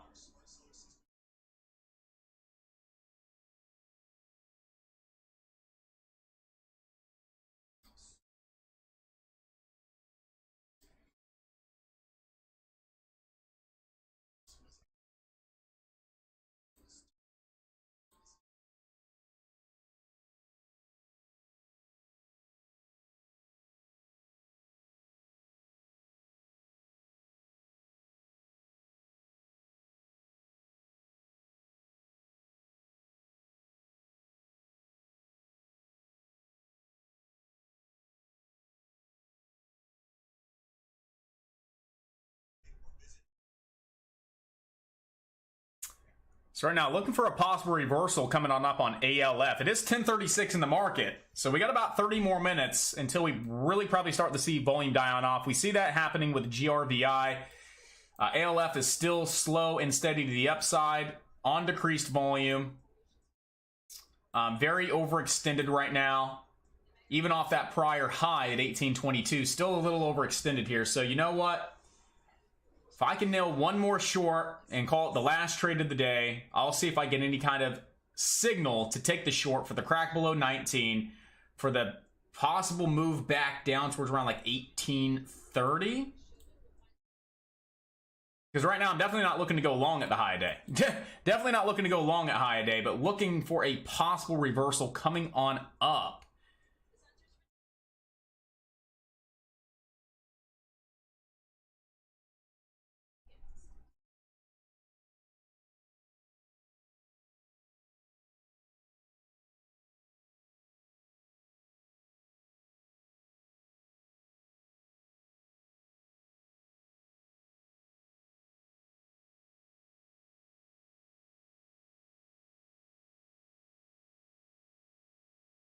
So ALF new high, still don't have any kind of signal for any kind of reversal. SPCE, clean break over 50. I mean, that right there, clean, beautiful break over 50 bucks. So this one has potential all the way to 52.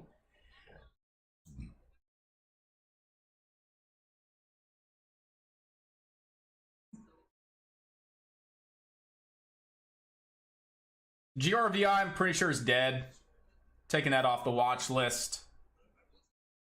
So right now, the top two plays, well, top three, we have ATOS, we have ALF, and we have SPCE. SPCE with room to 52, support back down at 50. ALF, we already know, we're just waiting for the pullback. It's very overextended right now, off of the uptrend. We know the uptrend's been respected, so we're just kind of waiting for some kind of signal for the pullback. Maybe take a trade off the uptrend, because last time it was just absolutely beautiful. And then ATOS right now, we came down and bounced off the prior high. And so right now, as long as we continue that trend with breaking in the new highs and pulling back into the prior high, we could see ATOS all the way up towards around 10 bucks.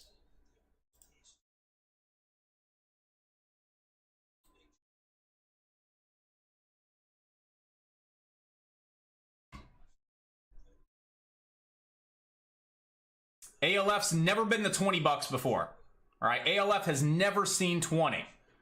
So with that being said, I may be a shorter off 20 for a false breakout over 20. I mean, it's risky. Don't get me wrong. It's risky because this stock has a lot of momentum to the upside. But the fact that we've never broken over 20 before, we typically don't break on the first attempt and actually hold and break. Again, so it is risky. But again, we typically don't break over that $20 mark on the first attempt. Normally, we get a touch, a pullback, and then we get a break. So if we get a false breakout over 20, I am looking to short ALF for a possible little panic sell all the way back on down. But right now, we're already starting to see it back down quite a bit off 20 bucks. Hit highs of 1990.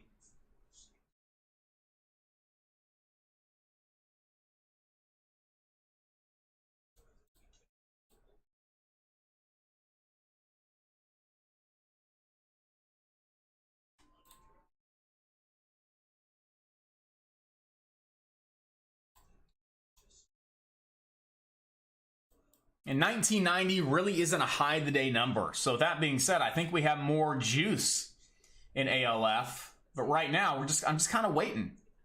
All right, either coming back down into the trend line, or a possible fake out, which right now it did hit that 1990, down about 90 cents a share right now.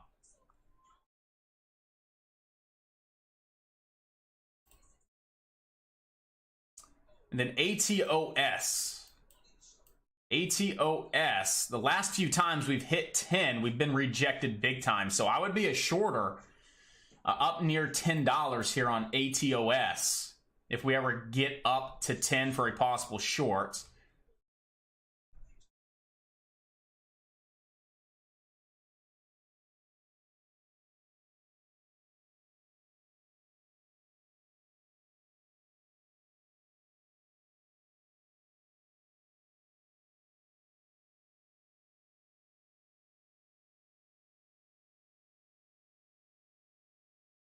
I mean, ALF is tempting to be a buyer at 19 off the prior high in the 9 EMA, but again, I just don't trust it enough. But last time we saw that, we had some nice potential to the upside. We had some nice movement to the upside there on ALF, and it has been grinding this 9 EMA for quite some time.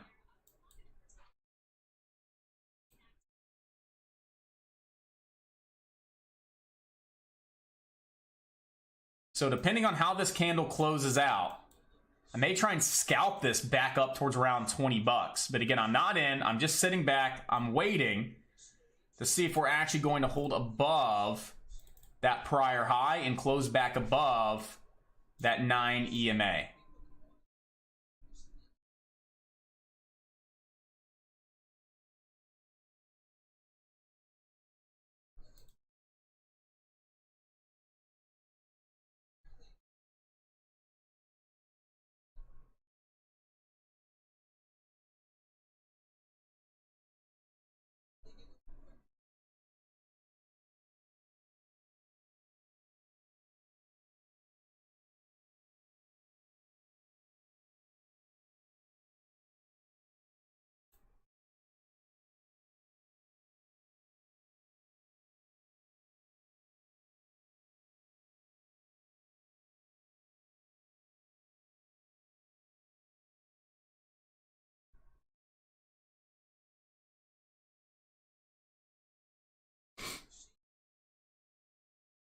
Right now, I'm just kind of in between ATOS and ALF. I'm waiting to see if ATOS is going to hold above that 950 for the possible leg to 10. And I'm waiting to see what we look like here on ALF. We're actually going to now hold above 19 for the pop back up to 20. This one does have room down towards around 18 bucks.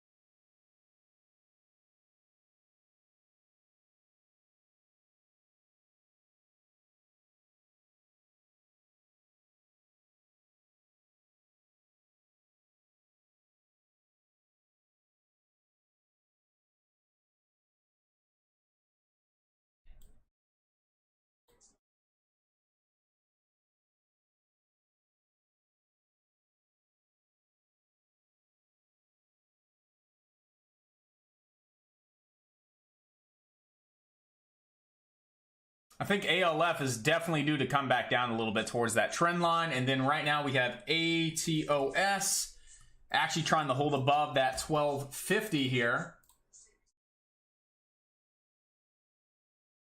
And ATOS has room to 10.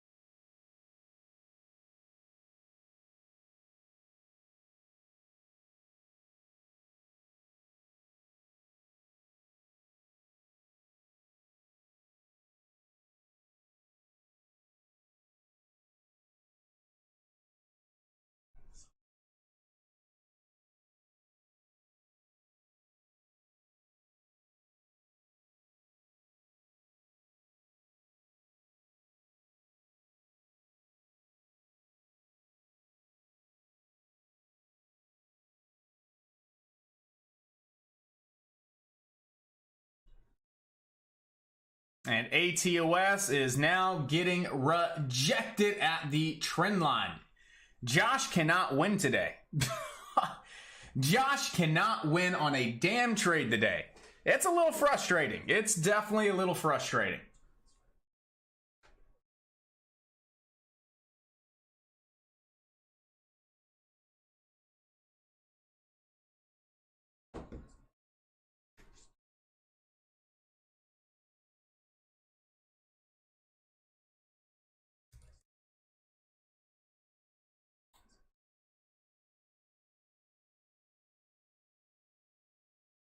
And we all have those days, don't we? We all have those days where it just seems that we can't win. But again, that's a day to just walk away, right? You know, we all come in, try to be as prepared as possible, be as fresh as possible.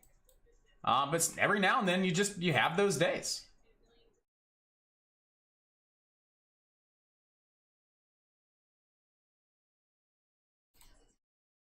But I'm ready for the small account challenge, team. I don't know about you, but I'm ready for that small account challenge. I think that'll be fun.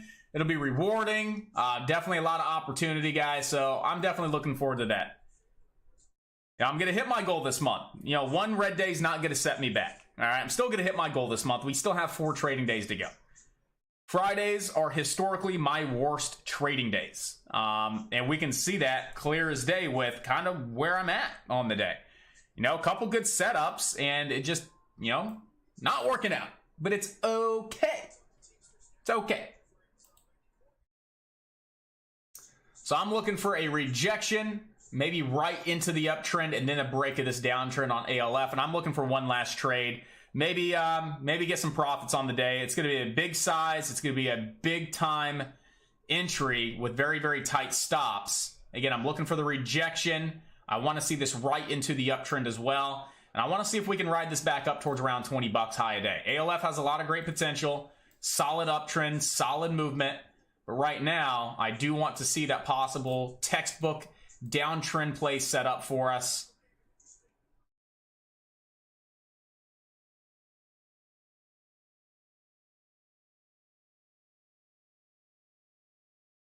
Or at least double bottom, higher low, something. Give me some kind of market structure. Come down and tag the uptrend as well as that 38.2 fib, then go. Don't go right now, because I'm not buying you right now. 19.15. I'm not doing it. Not gonna happen.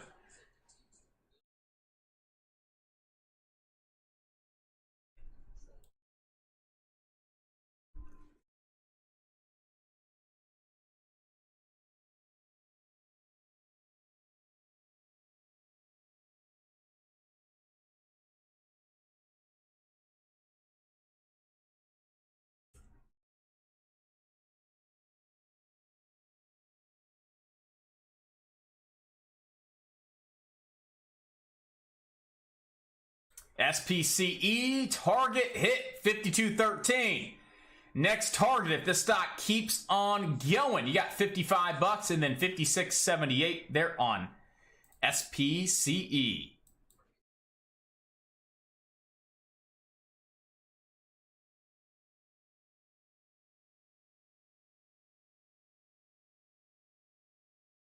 Okay, ALF, that's fine. You can go ahead and bounce there at 1854. That's okay. That's okay. I'm not mad at you. My trend line was a little jacked. Gotta like TD sometimes.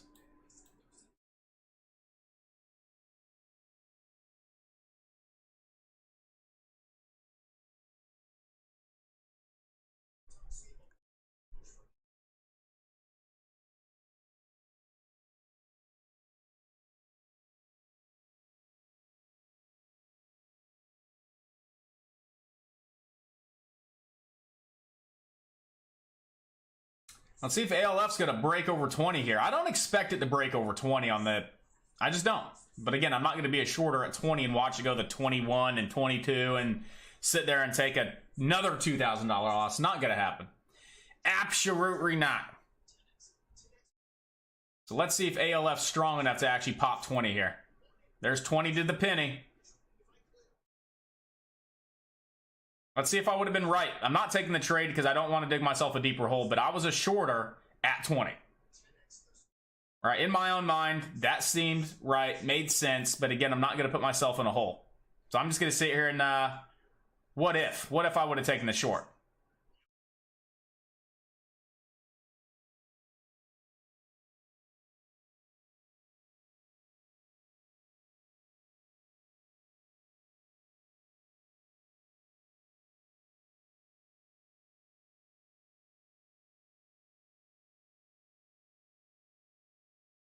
I'm glad I didn't.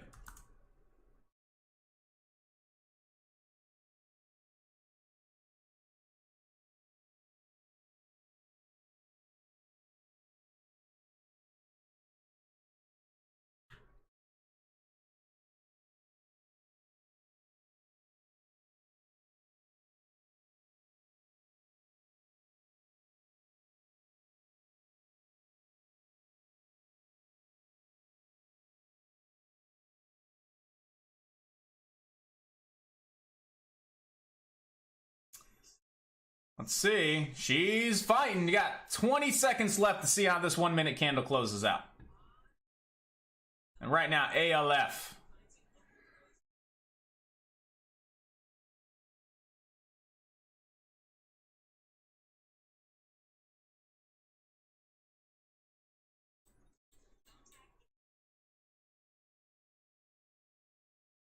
Sky's the limit right now on ALF team. Sky is the limit. The stock can rip and run. We can see it at 21, 22, 23.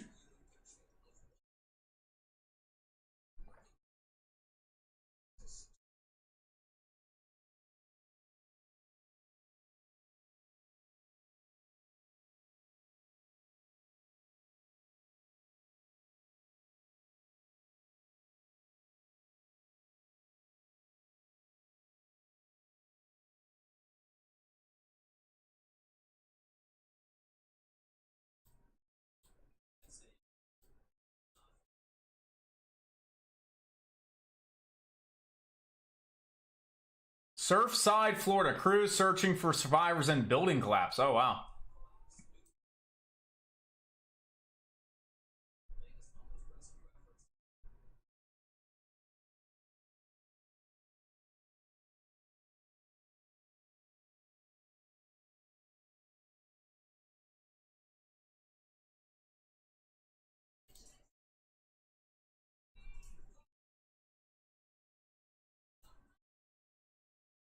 Nice big head and shoulders on ATOS. There was a light speed update a few days ago. If you didn't get it, I have not seen anything about an update. So that could be, I mean, that could be it. Last time I was like, man, my fills don't make sense. There was an update, and I don't know why it doesn't make sense. So I'll have to actually log in and check to see what my actual orders were. Because, I mean, this could not be correct what I'm actually seeing on the broker. That's what happened last time. The fills didn't make any sense. I'm sitting there, and then I go in, and like, those are not even my fills. It was not even showing me the right information here inside the actual platform. So I'll definitely see if there's an update and update it this weekend and check it out.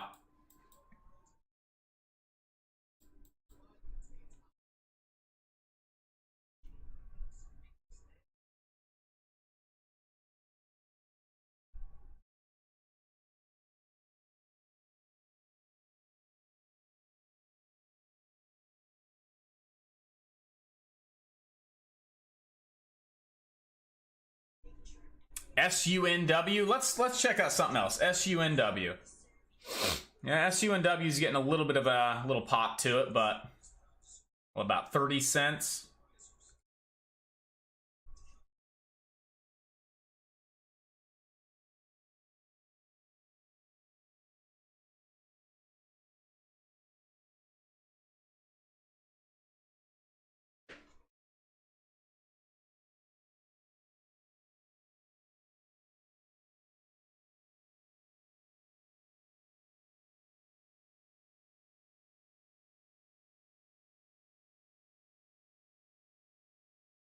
How's GRAY doing? GRAY is flirting with me. GRAY is like, oh, you're going to stop out. No, you're not. Yeah, you are. No, you're not. Yeah, you are. No, you're not.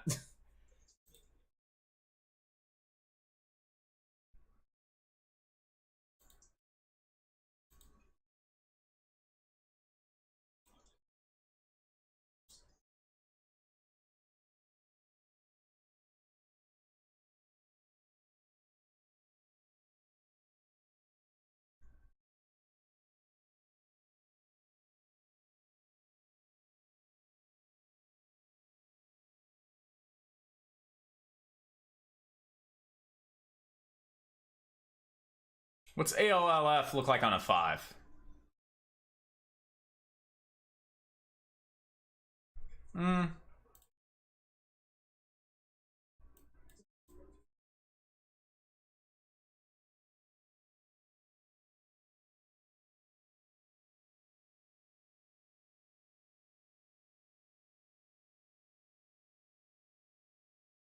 Right now, it's about 11 o'clock, team, so I may have one last trade in me. But, with that being said, today's not my day. Clearly. Maybe it's my morning routine was off. You know what I mean? Morning routine's everything. My morning routine was a little off this morning. So, you know, I don't blame it on that. I just blame it on I wasn't in the right mindset. I didn't come in, you know, normally how I come in the morning. So, you know, I'm having a bad day. Having a red day. So be it. It is what it is.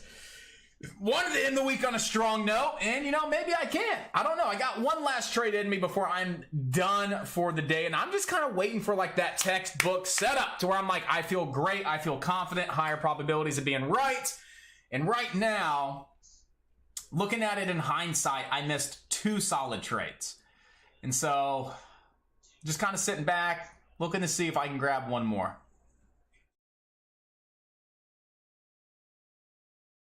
But I mean, it's flagging right now above 20. And I know it has a lot of momentum to the upside, but I just have a feeling that knowing my luck, I get in and there's a rug pull. That for some reason, but then I don't get in and it goes to 22. And it's like, I'm conflicted. Yeah.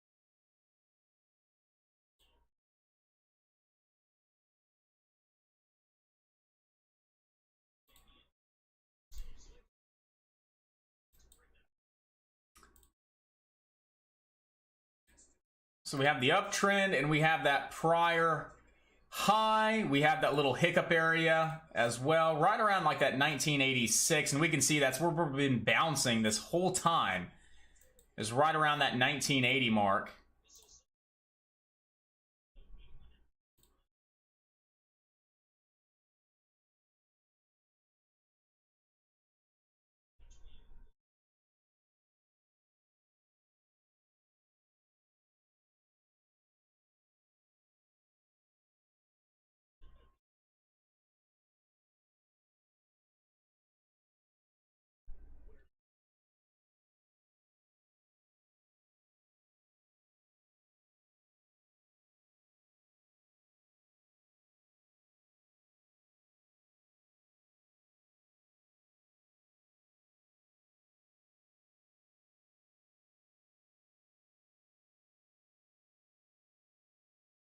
Starting to look a little iffy around that 1986. She's still trying to hold on up. We know buyers are here. This is where buyers are at right now. They want to get that next leg up on ALF. We're very close to that uptrend. We're hovering around 20, really trying to get some action. It's very tempting for the next leg up here. I'm going to take it.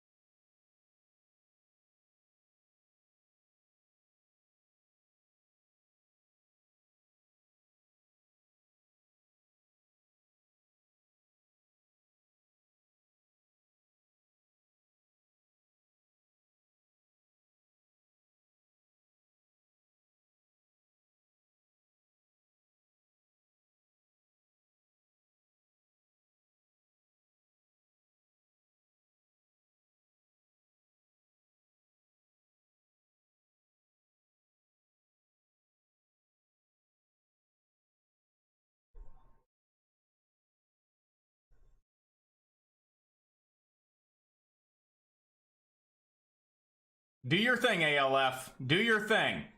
Go ahead and just go high a day here off that nice trend line. Just go ahead and do your thing here, ALF. Do your thing. I'm holding to 2050 is my first sell target for a little bit.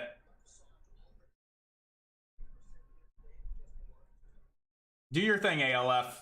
Get some action. Get some volume. Get some hype. Get some movement. Get that rip and run. Go to 21 for us.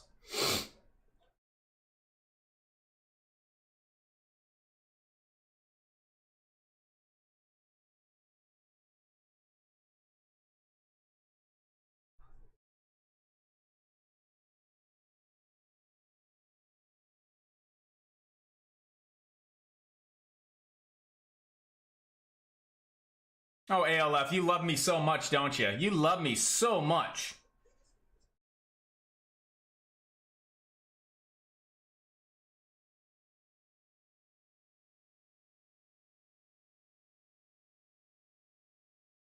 About 15 seconds left on this candle. Let's see how we close on out. Let's see if we get some hype here above 20.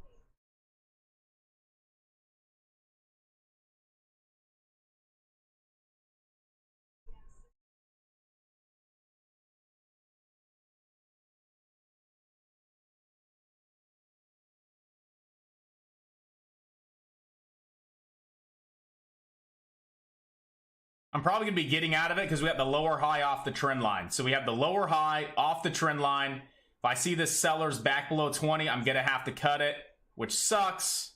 I was looking for that big time squeeze, that big time move back over 20, and it tried to go to 2030. I was up about $1,000, and you know what? I just held on to it, and there we go. I'm going to walk away for a second, team.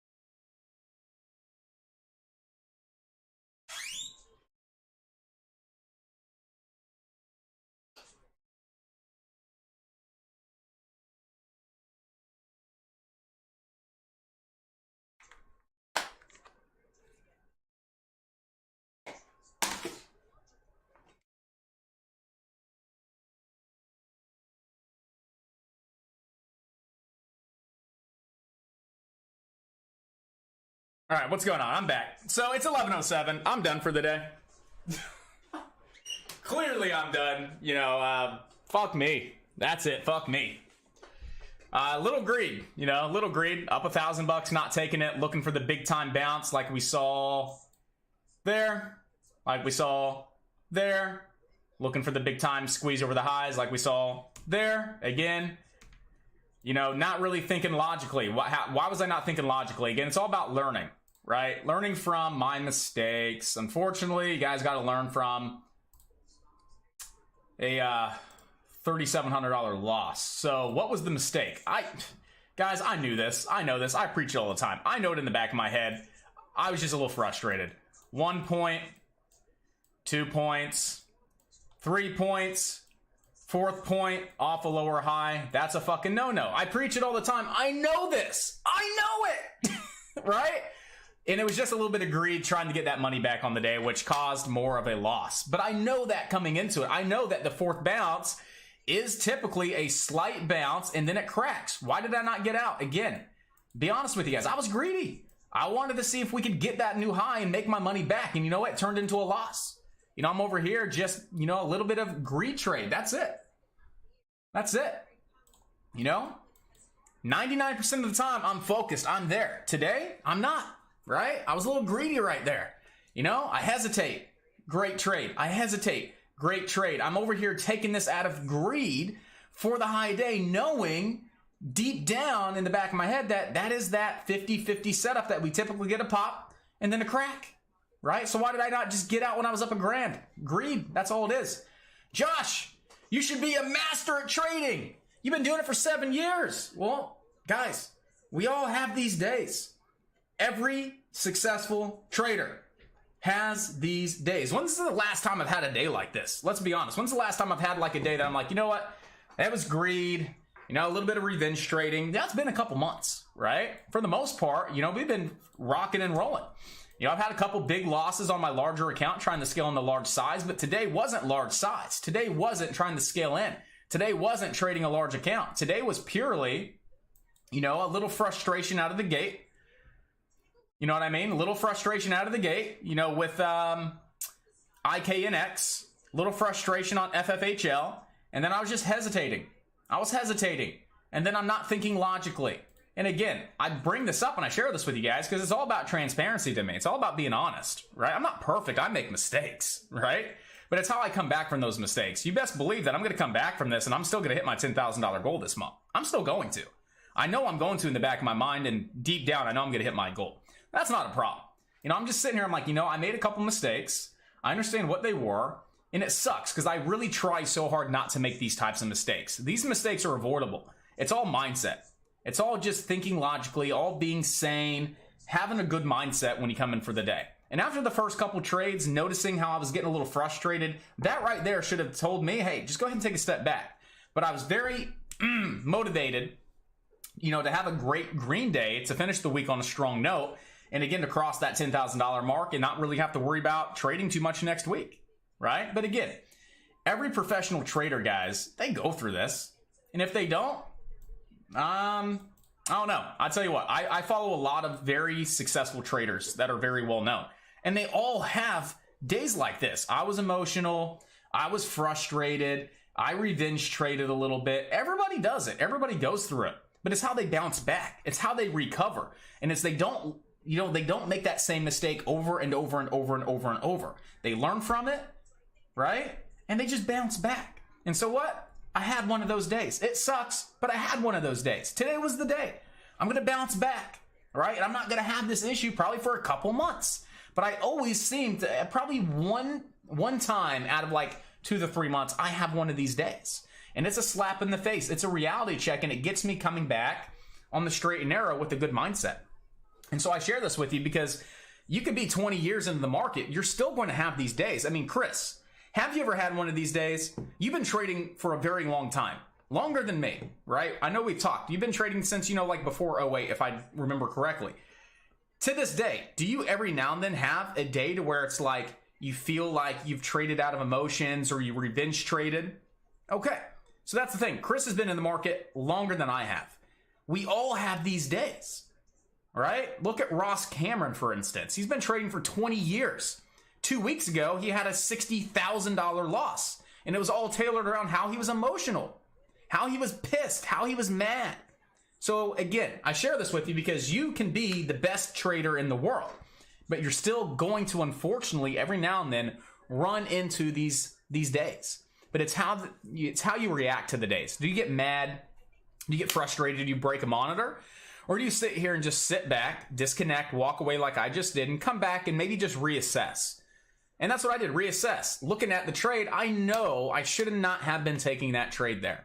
I know I shouldn't have been taking it, right? What was another loser? GRVI. Let's go look at GRVI real quick. GRVI. What happened here, right? I was in the flag. It cracked. I held the trade. The trade was not my trade anymore. I was on the wrong side of the trade.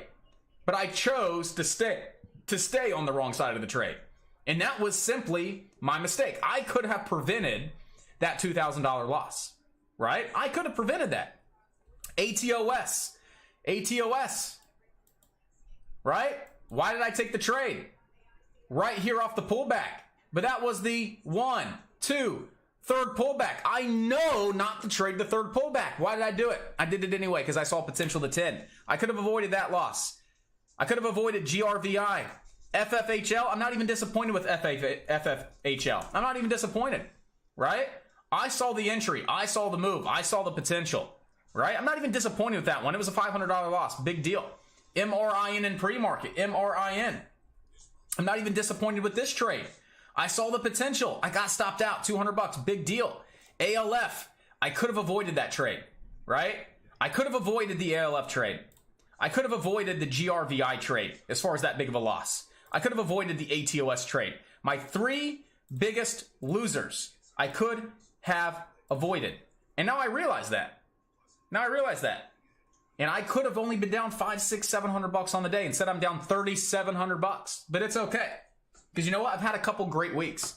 I've had a couple great months. So overall, it's a setback. It's an unfortunate setback. Right? It's very unfortunate. Where am I at? Let me go ahead and see real quick.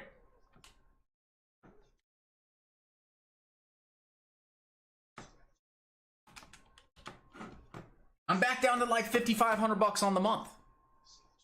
That sucks. But here's the positive thing, guys. What's the positive thing about that? I'm still up $5,500 on the month. We still have 4 trading days to go. The market has been kind of hit or miss, right? Today's a good day. Yesterday was a great day. Wednesday was a choppy day. Monday was a very choppy day. So we've had really scattered market conditions. So overall, it could be worse, but what's the positives I take out of the negatives? I'm still profitable on the month, right? I'm doing what I love doing every single day. We have 4 trading days to go. Now that I had the slap in the face, guess what? I'm not going to have another slap in the face for quite some time because every day I come into the market, I'm going to remember this day. And I'm going to remember to be positive, to not take trades that I know not to take, to be patient, to build my plans, to not hesitate, to not be greedy. Right? Bulls win, bears win, pigs get slaughtered. Today, I was oinking. Oink, oink. I was oinking away the day. So again, I shared this with you guys once again because even the most professional traders out there, they take red days, they take losers, they have setbacks, but it's how they recover from their setback, team. And it's the mindset that you put yourself in. It's how you react. It's how you take those positives out of all the negatives. All right, team. So with that being said, never get discouraged if you have a setback. Try and minimize your setbacks, but don't get discouraged, right? Trading is a game of limiting your mistakes. That's all. It's just a game of make a mistake, learning from it, and limiting it from happening again. And so we've all been there. We're all going to be there. And this is something that's a reality check right now for you. Like, wow, you're telling me that I'm going to have a setback? Absolutely. That's honesty. That's transparency. You're going to have a setback at some point in your trading career, right? But it's how you're able to come out from that. All right, guys. So again, always think positive. Always disconnect if you have to. Come back and review those red trades and still try to take the positives out of the negatives and always focus on that coming back in for the next day. And just remember, don't be greedy. Don't trade don't trade with hesitation. Don't trade out of greed, and just do what you do best, right? Manage your trades, build proper trade plans, wait for those A+ setups, and make consistent profits in the market. And the nice thing, I'm still consistent. I'm still up on the month, and we have 4 days to go. So it's going to be a great 4 days. It's going to be a profitable 4 days. I still have a lot of potential to hit my goal. Even if I don't hit my goal, it's still a profitable month. So I'm okay. I'm happy. I'm successful. I've made money in the stock market. Unfortunately, a big setback, but again, it's recoverable. Can't tell you how many times I've had a big setback and I've came back the next day and just crushed it. And absolutely crushed it. Last week, perfect testament. $2,500 setback. I came back and I made what, like $3,500, $4,000 into the week. So I was actually profitable last week, even though I had a setback. So again, I'm not discouraged. I'm not upset. I'm not angry. I'm not frustrated. I'm happy because we still have a lot of great things ahead.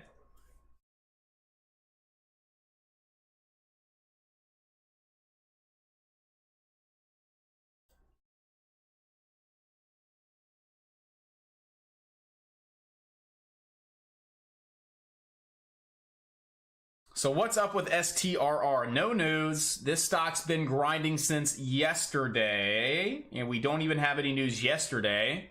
But this stock from 280 to 380 in the last 2 days here on STRR. And this one's hitting our breakout scanner right now.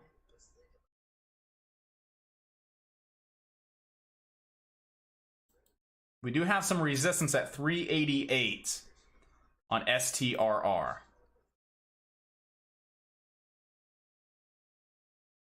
SPCE is just being an awesome beast. Look at that, right up to target. So close. We said 56.78, 56.40. Let's go. That was beautiful. Nice move there today on SPCE.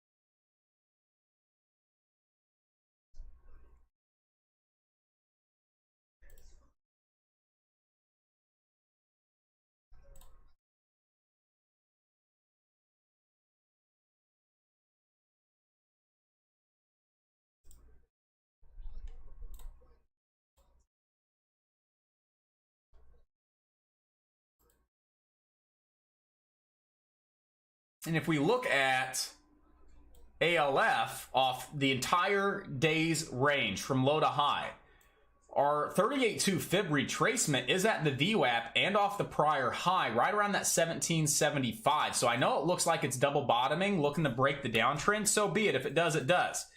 But if we come down to that 1777 and level, that could be definitely a good entry, and that's a solid trade.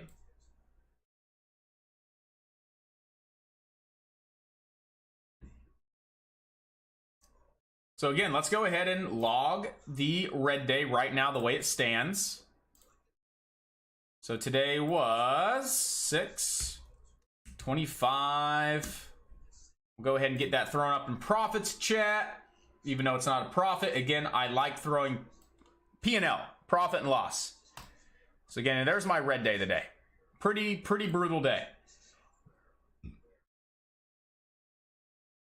You know what's crazy too? I had a feeling coming in today. I was like, I think today's gonna be a weird day. I said that to myself like 8 o'clock. I'm like, I think today's gonna be a red day for some reason. I think today I'm gonna have a red day. I don't know why I thought that, but I thought that. And look what happened. Maybe that was the reason why I came in with a mindset like, man, I think I'm gonna have a red day today. That right there, I should have just shut my shit down and called it a break even.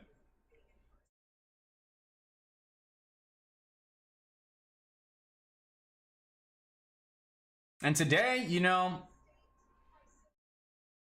today we could still see some action over lunch. That's why we're still here, because we could definitely still see some action over lunch. We still have some decent activity in the market. And that's the only reason I'm still here looking to, just kind of, make some, really nice consistent trades. Right now we do have the downtrend on ALF. We are coming into that 38.2 fib, which is also that prior resistance level. So if we come down and we can bottom out around that level and break the downtrend, we could see the next leg up, because there's still a lot of great activity here today, team, on ALF.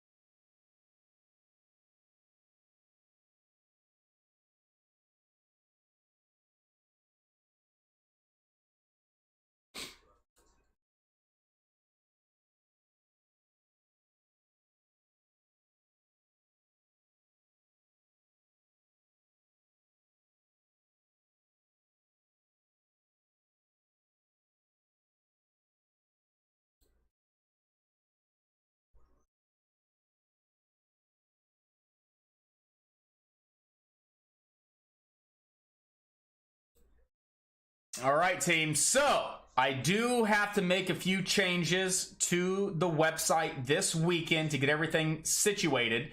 So if you guys would like the stream to still get the scanners, here is the link for the live stream.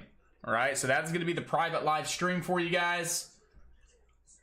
And that's how you're still going to get access to the scanners and the live stream, all right? Because you may notice an issue with getting back inside of chat here this afternoon as we're going to be making some changes, okay? So there's the stream link for you. If you guys want to tune in over there and still get your scanners, feel free. With that being said, I'm sticking around for a little bit longer. I'm going to be making some changes on the back end here in the next 30 minutes. And right now, if we get a setup on ALF, I may take a trade on it. I may not.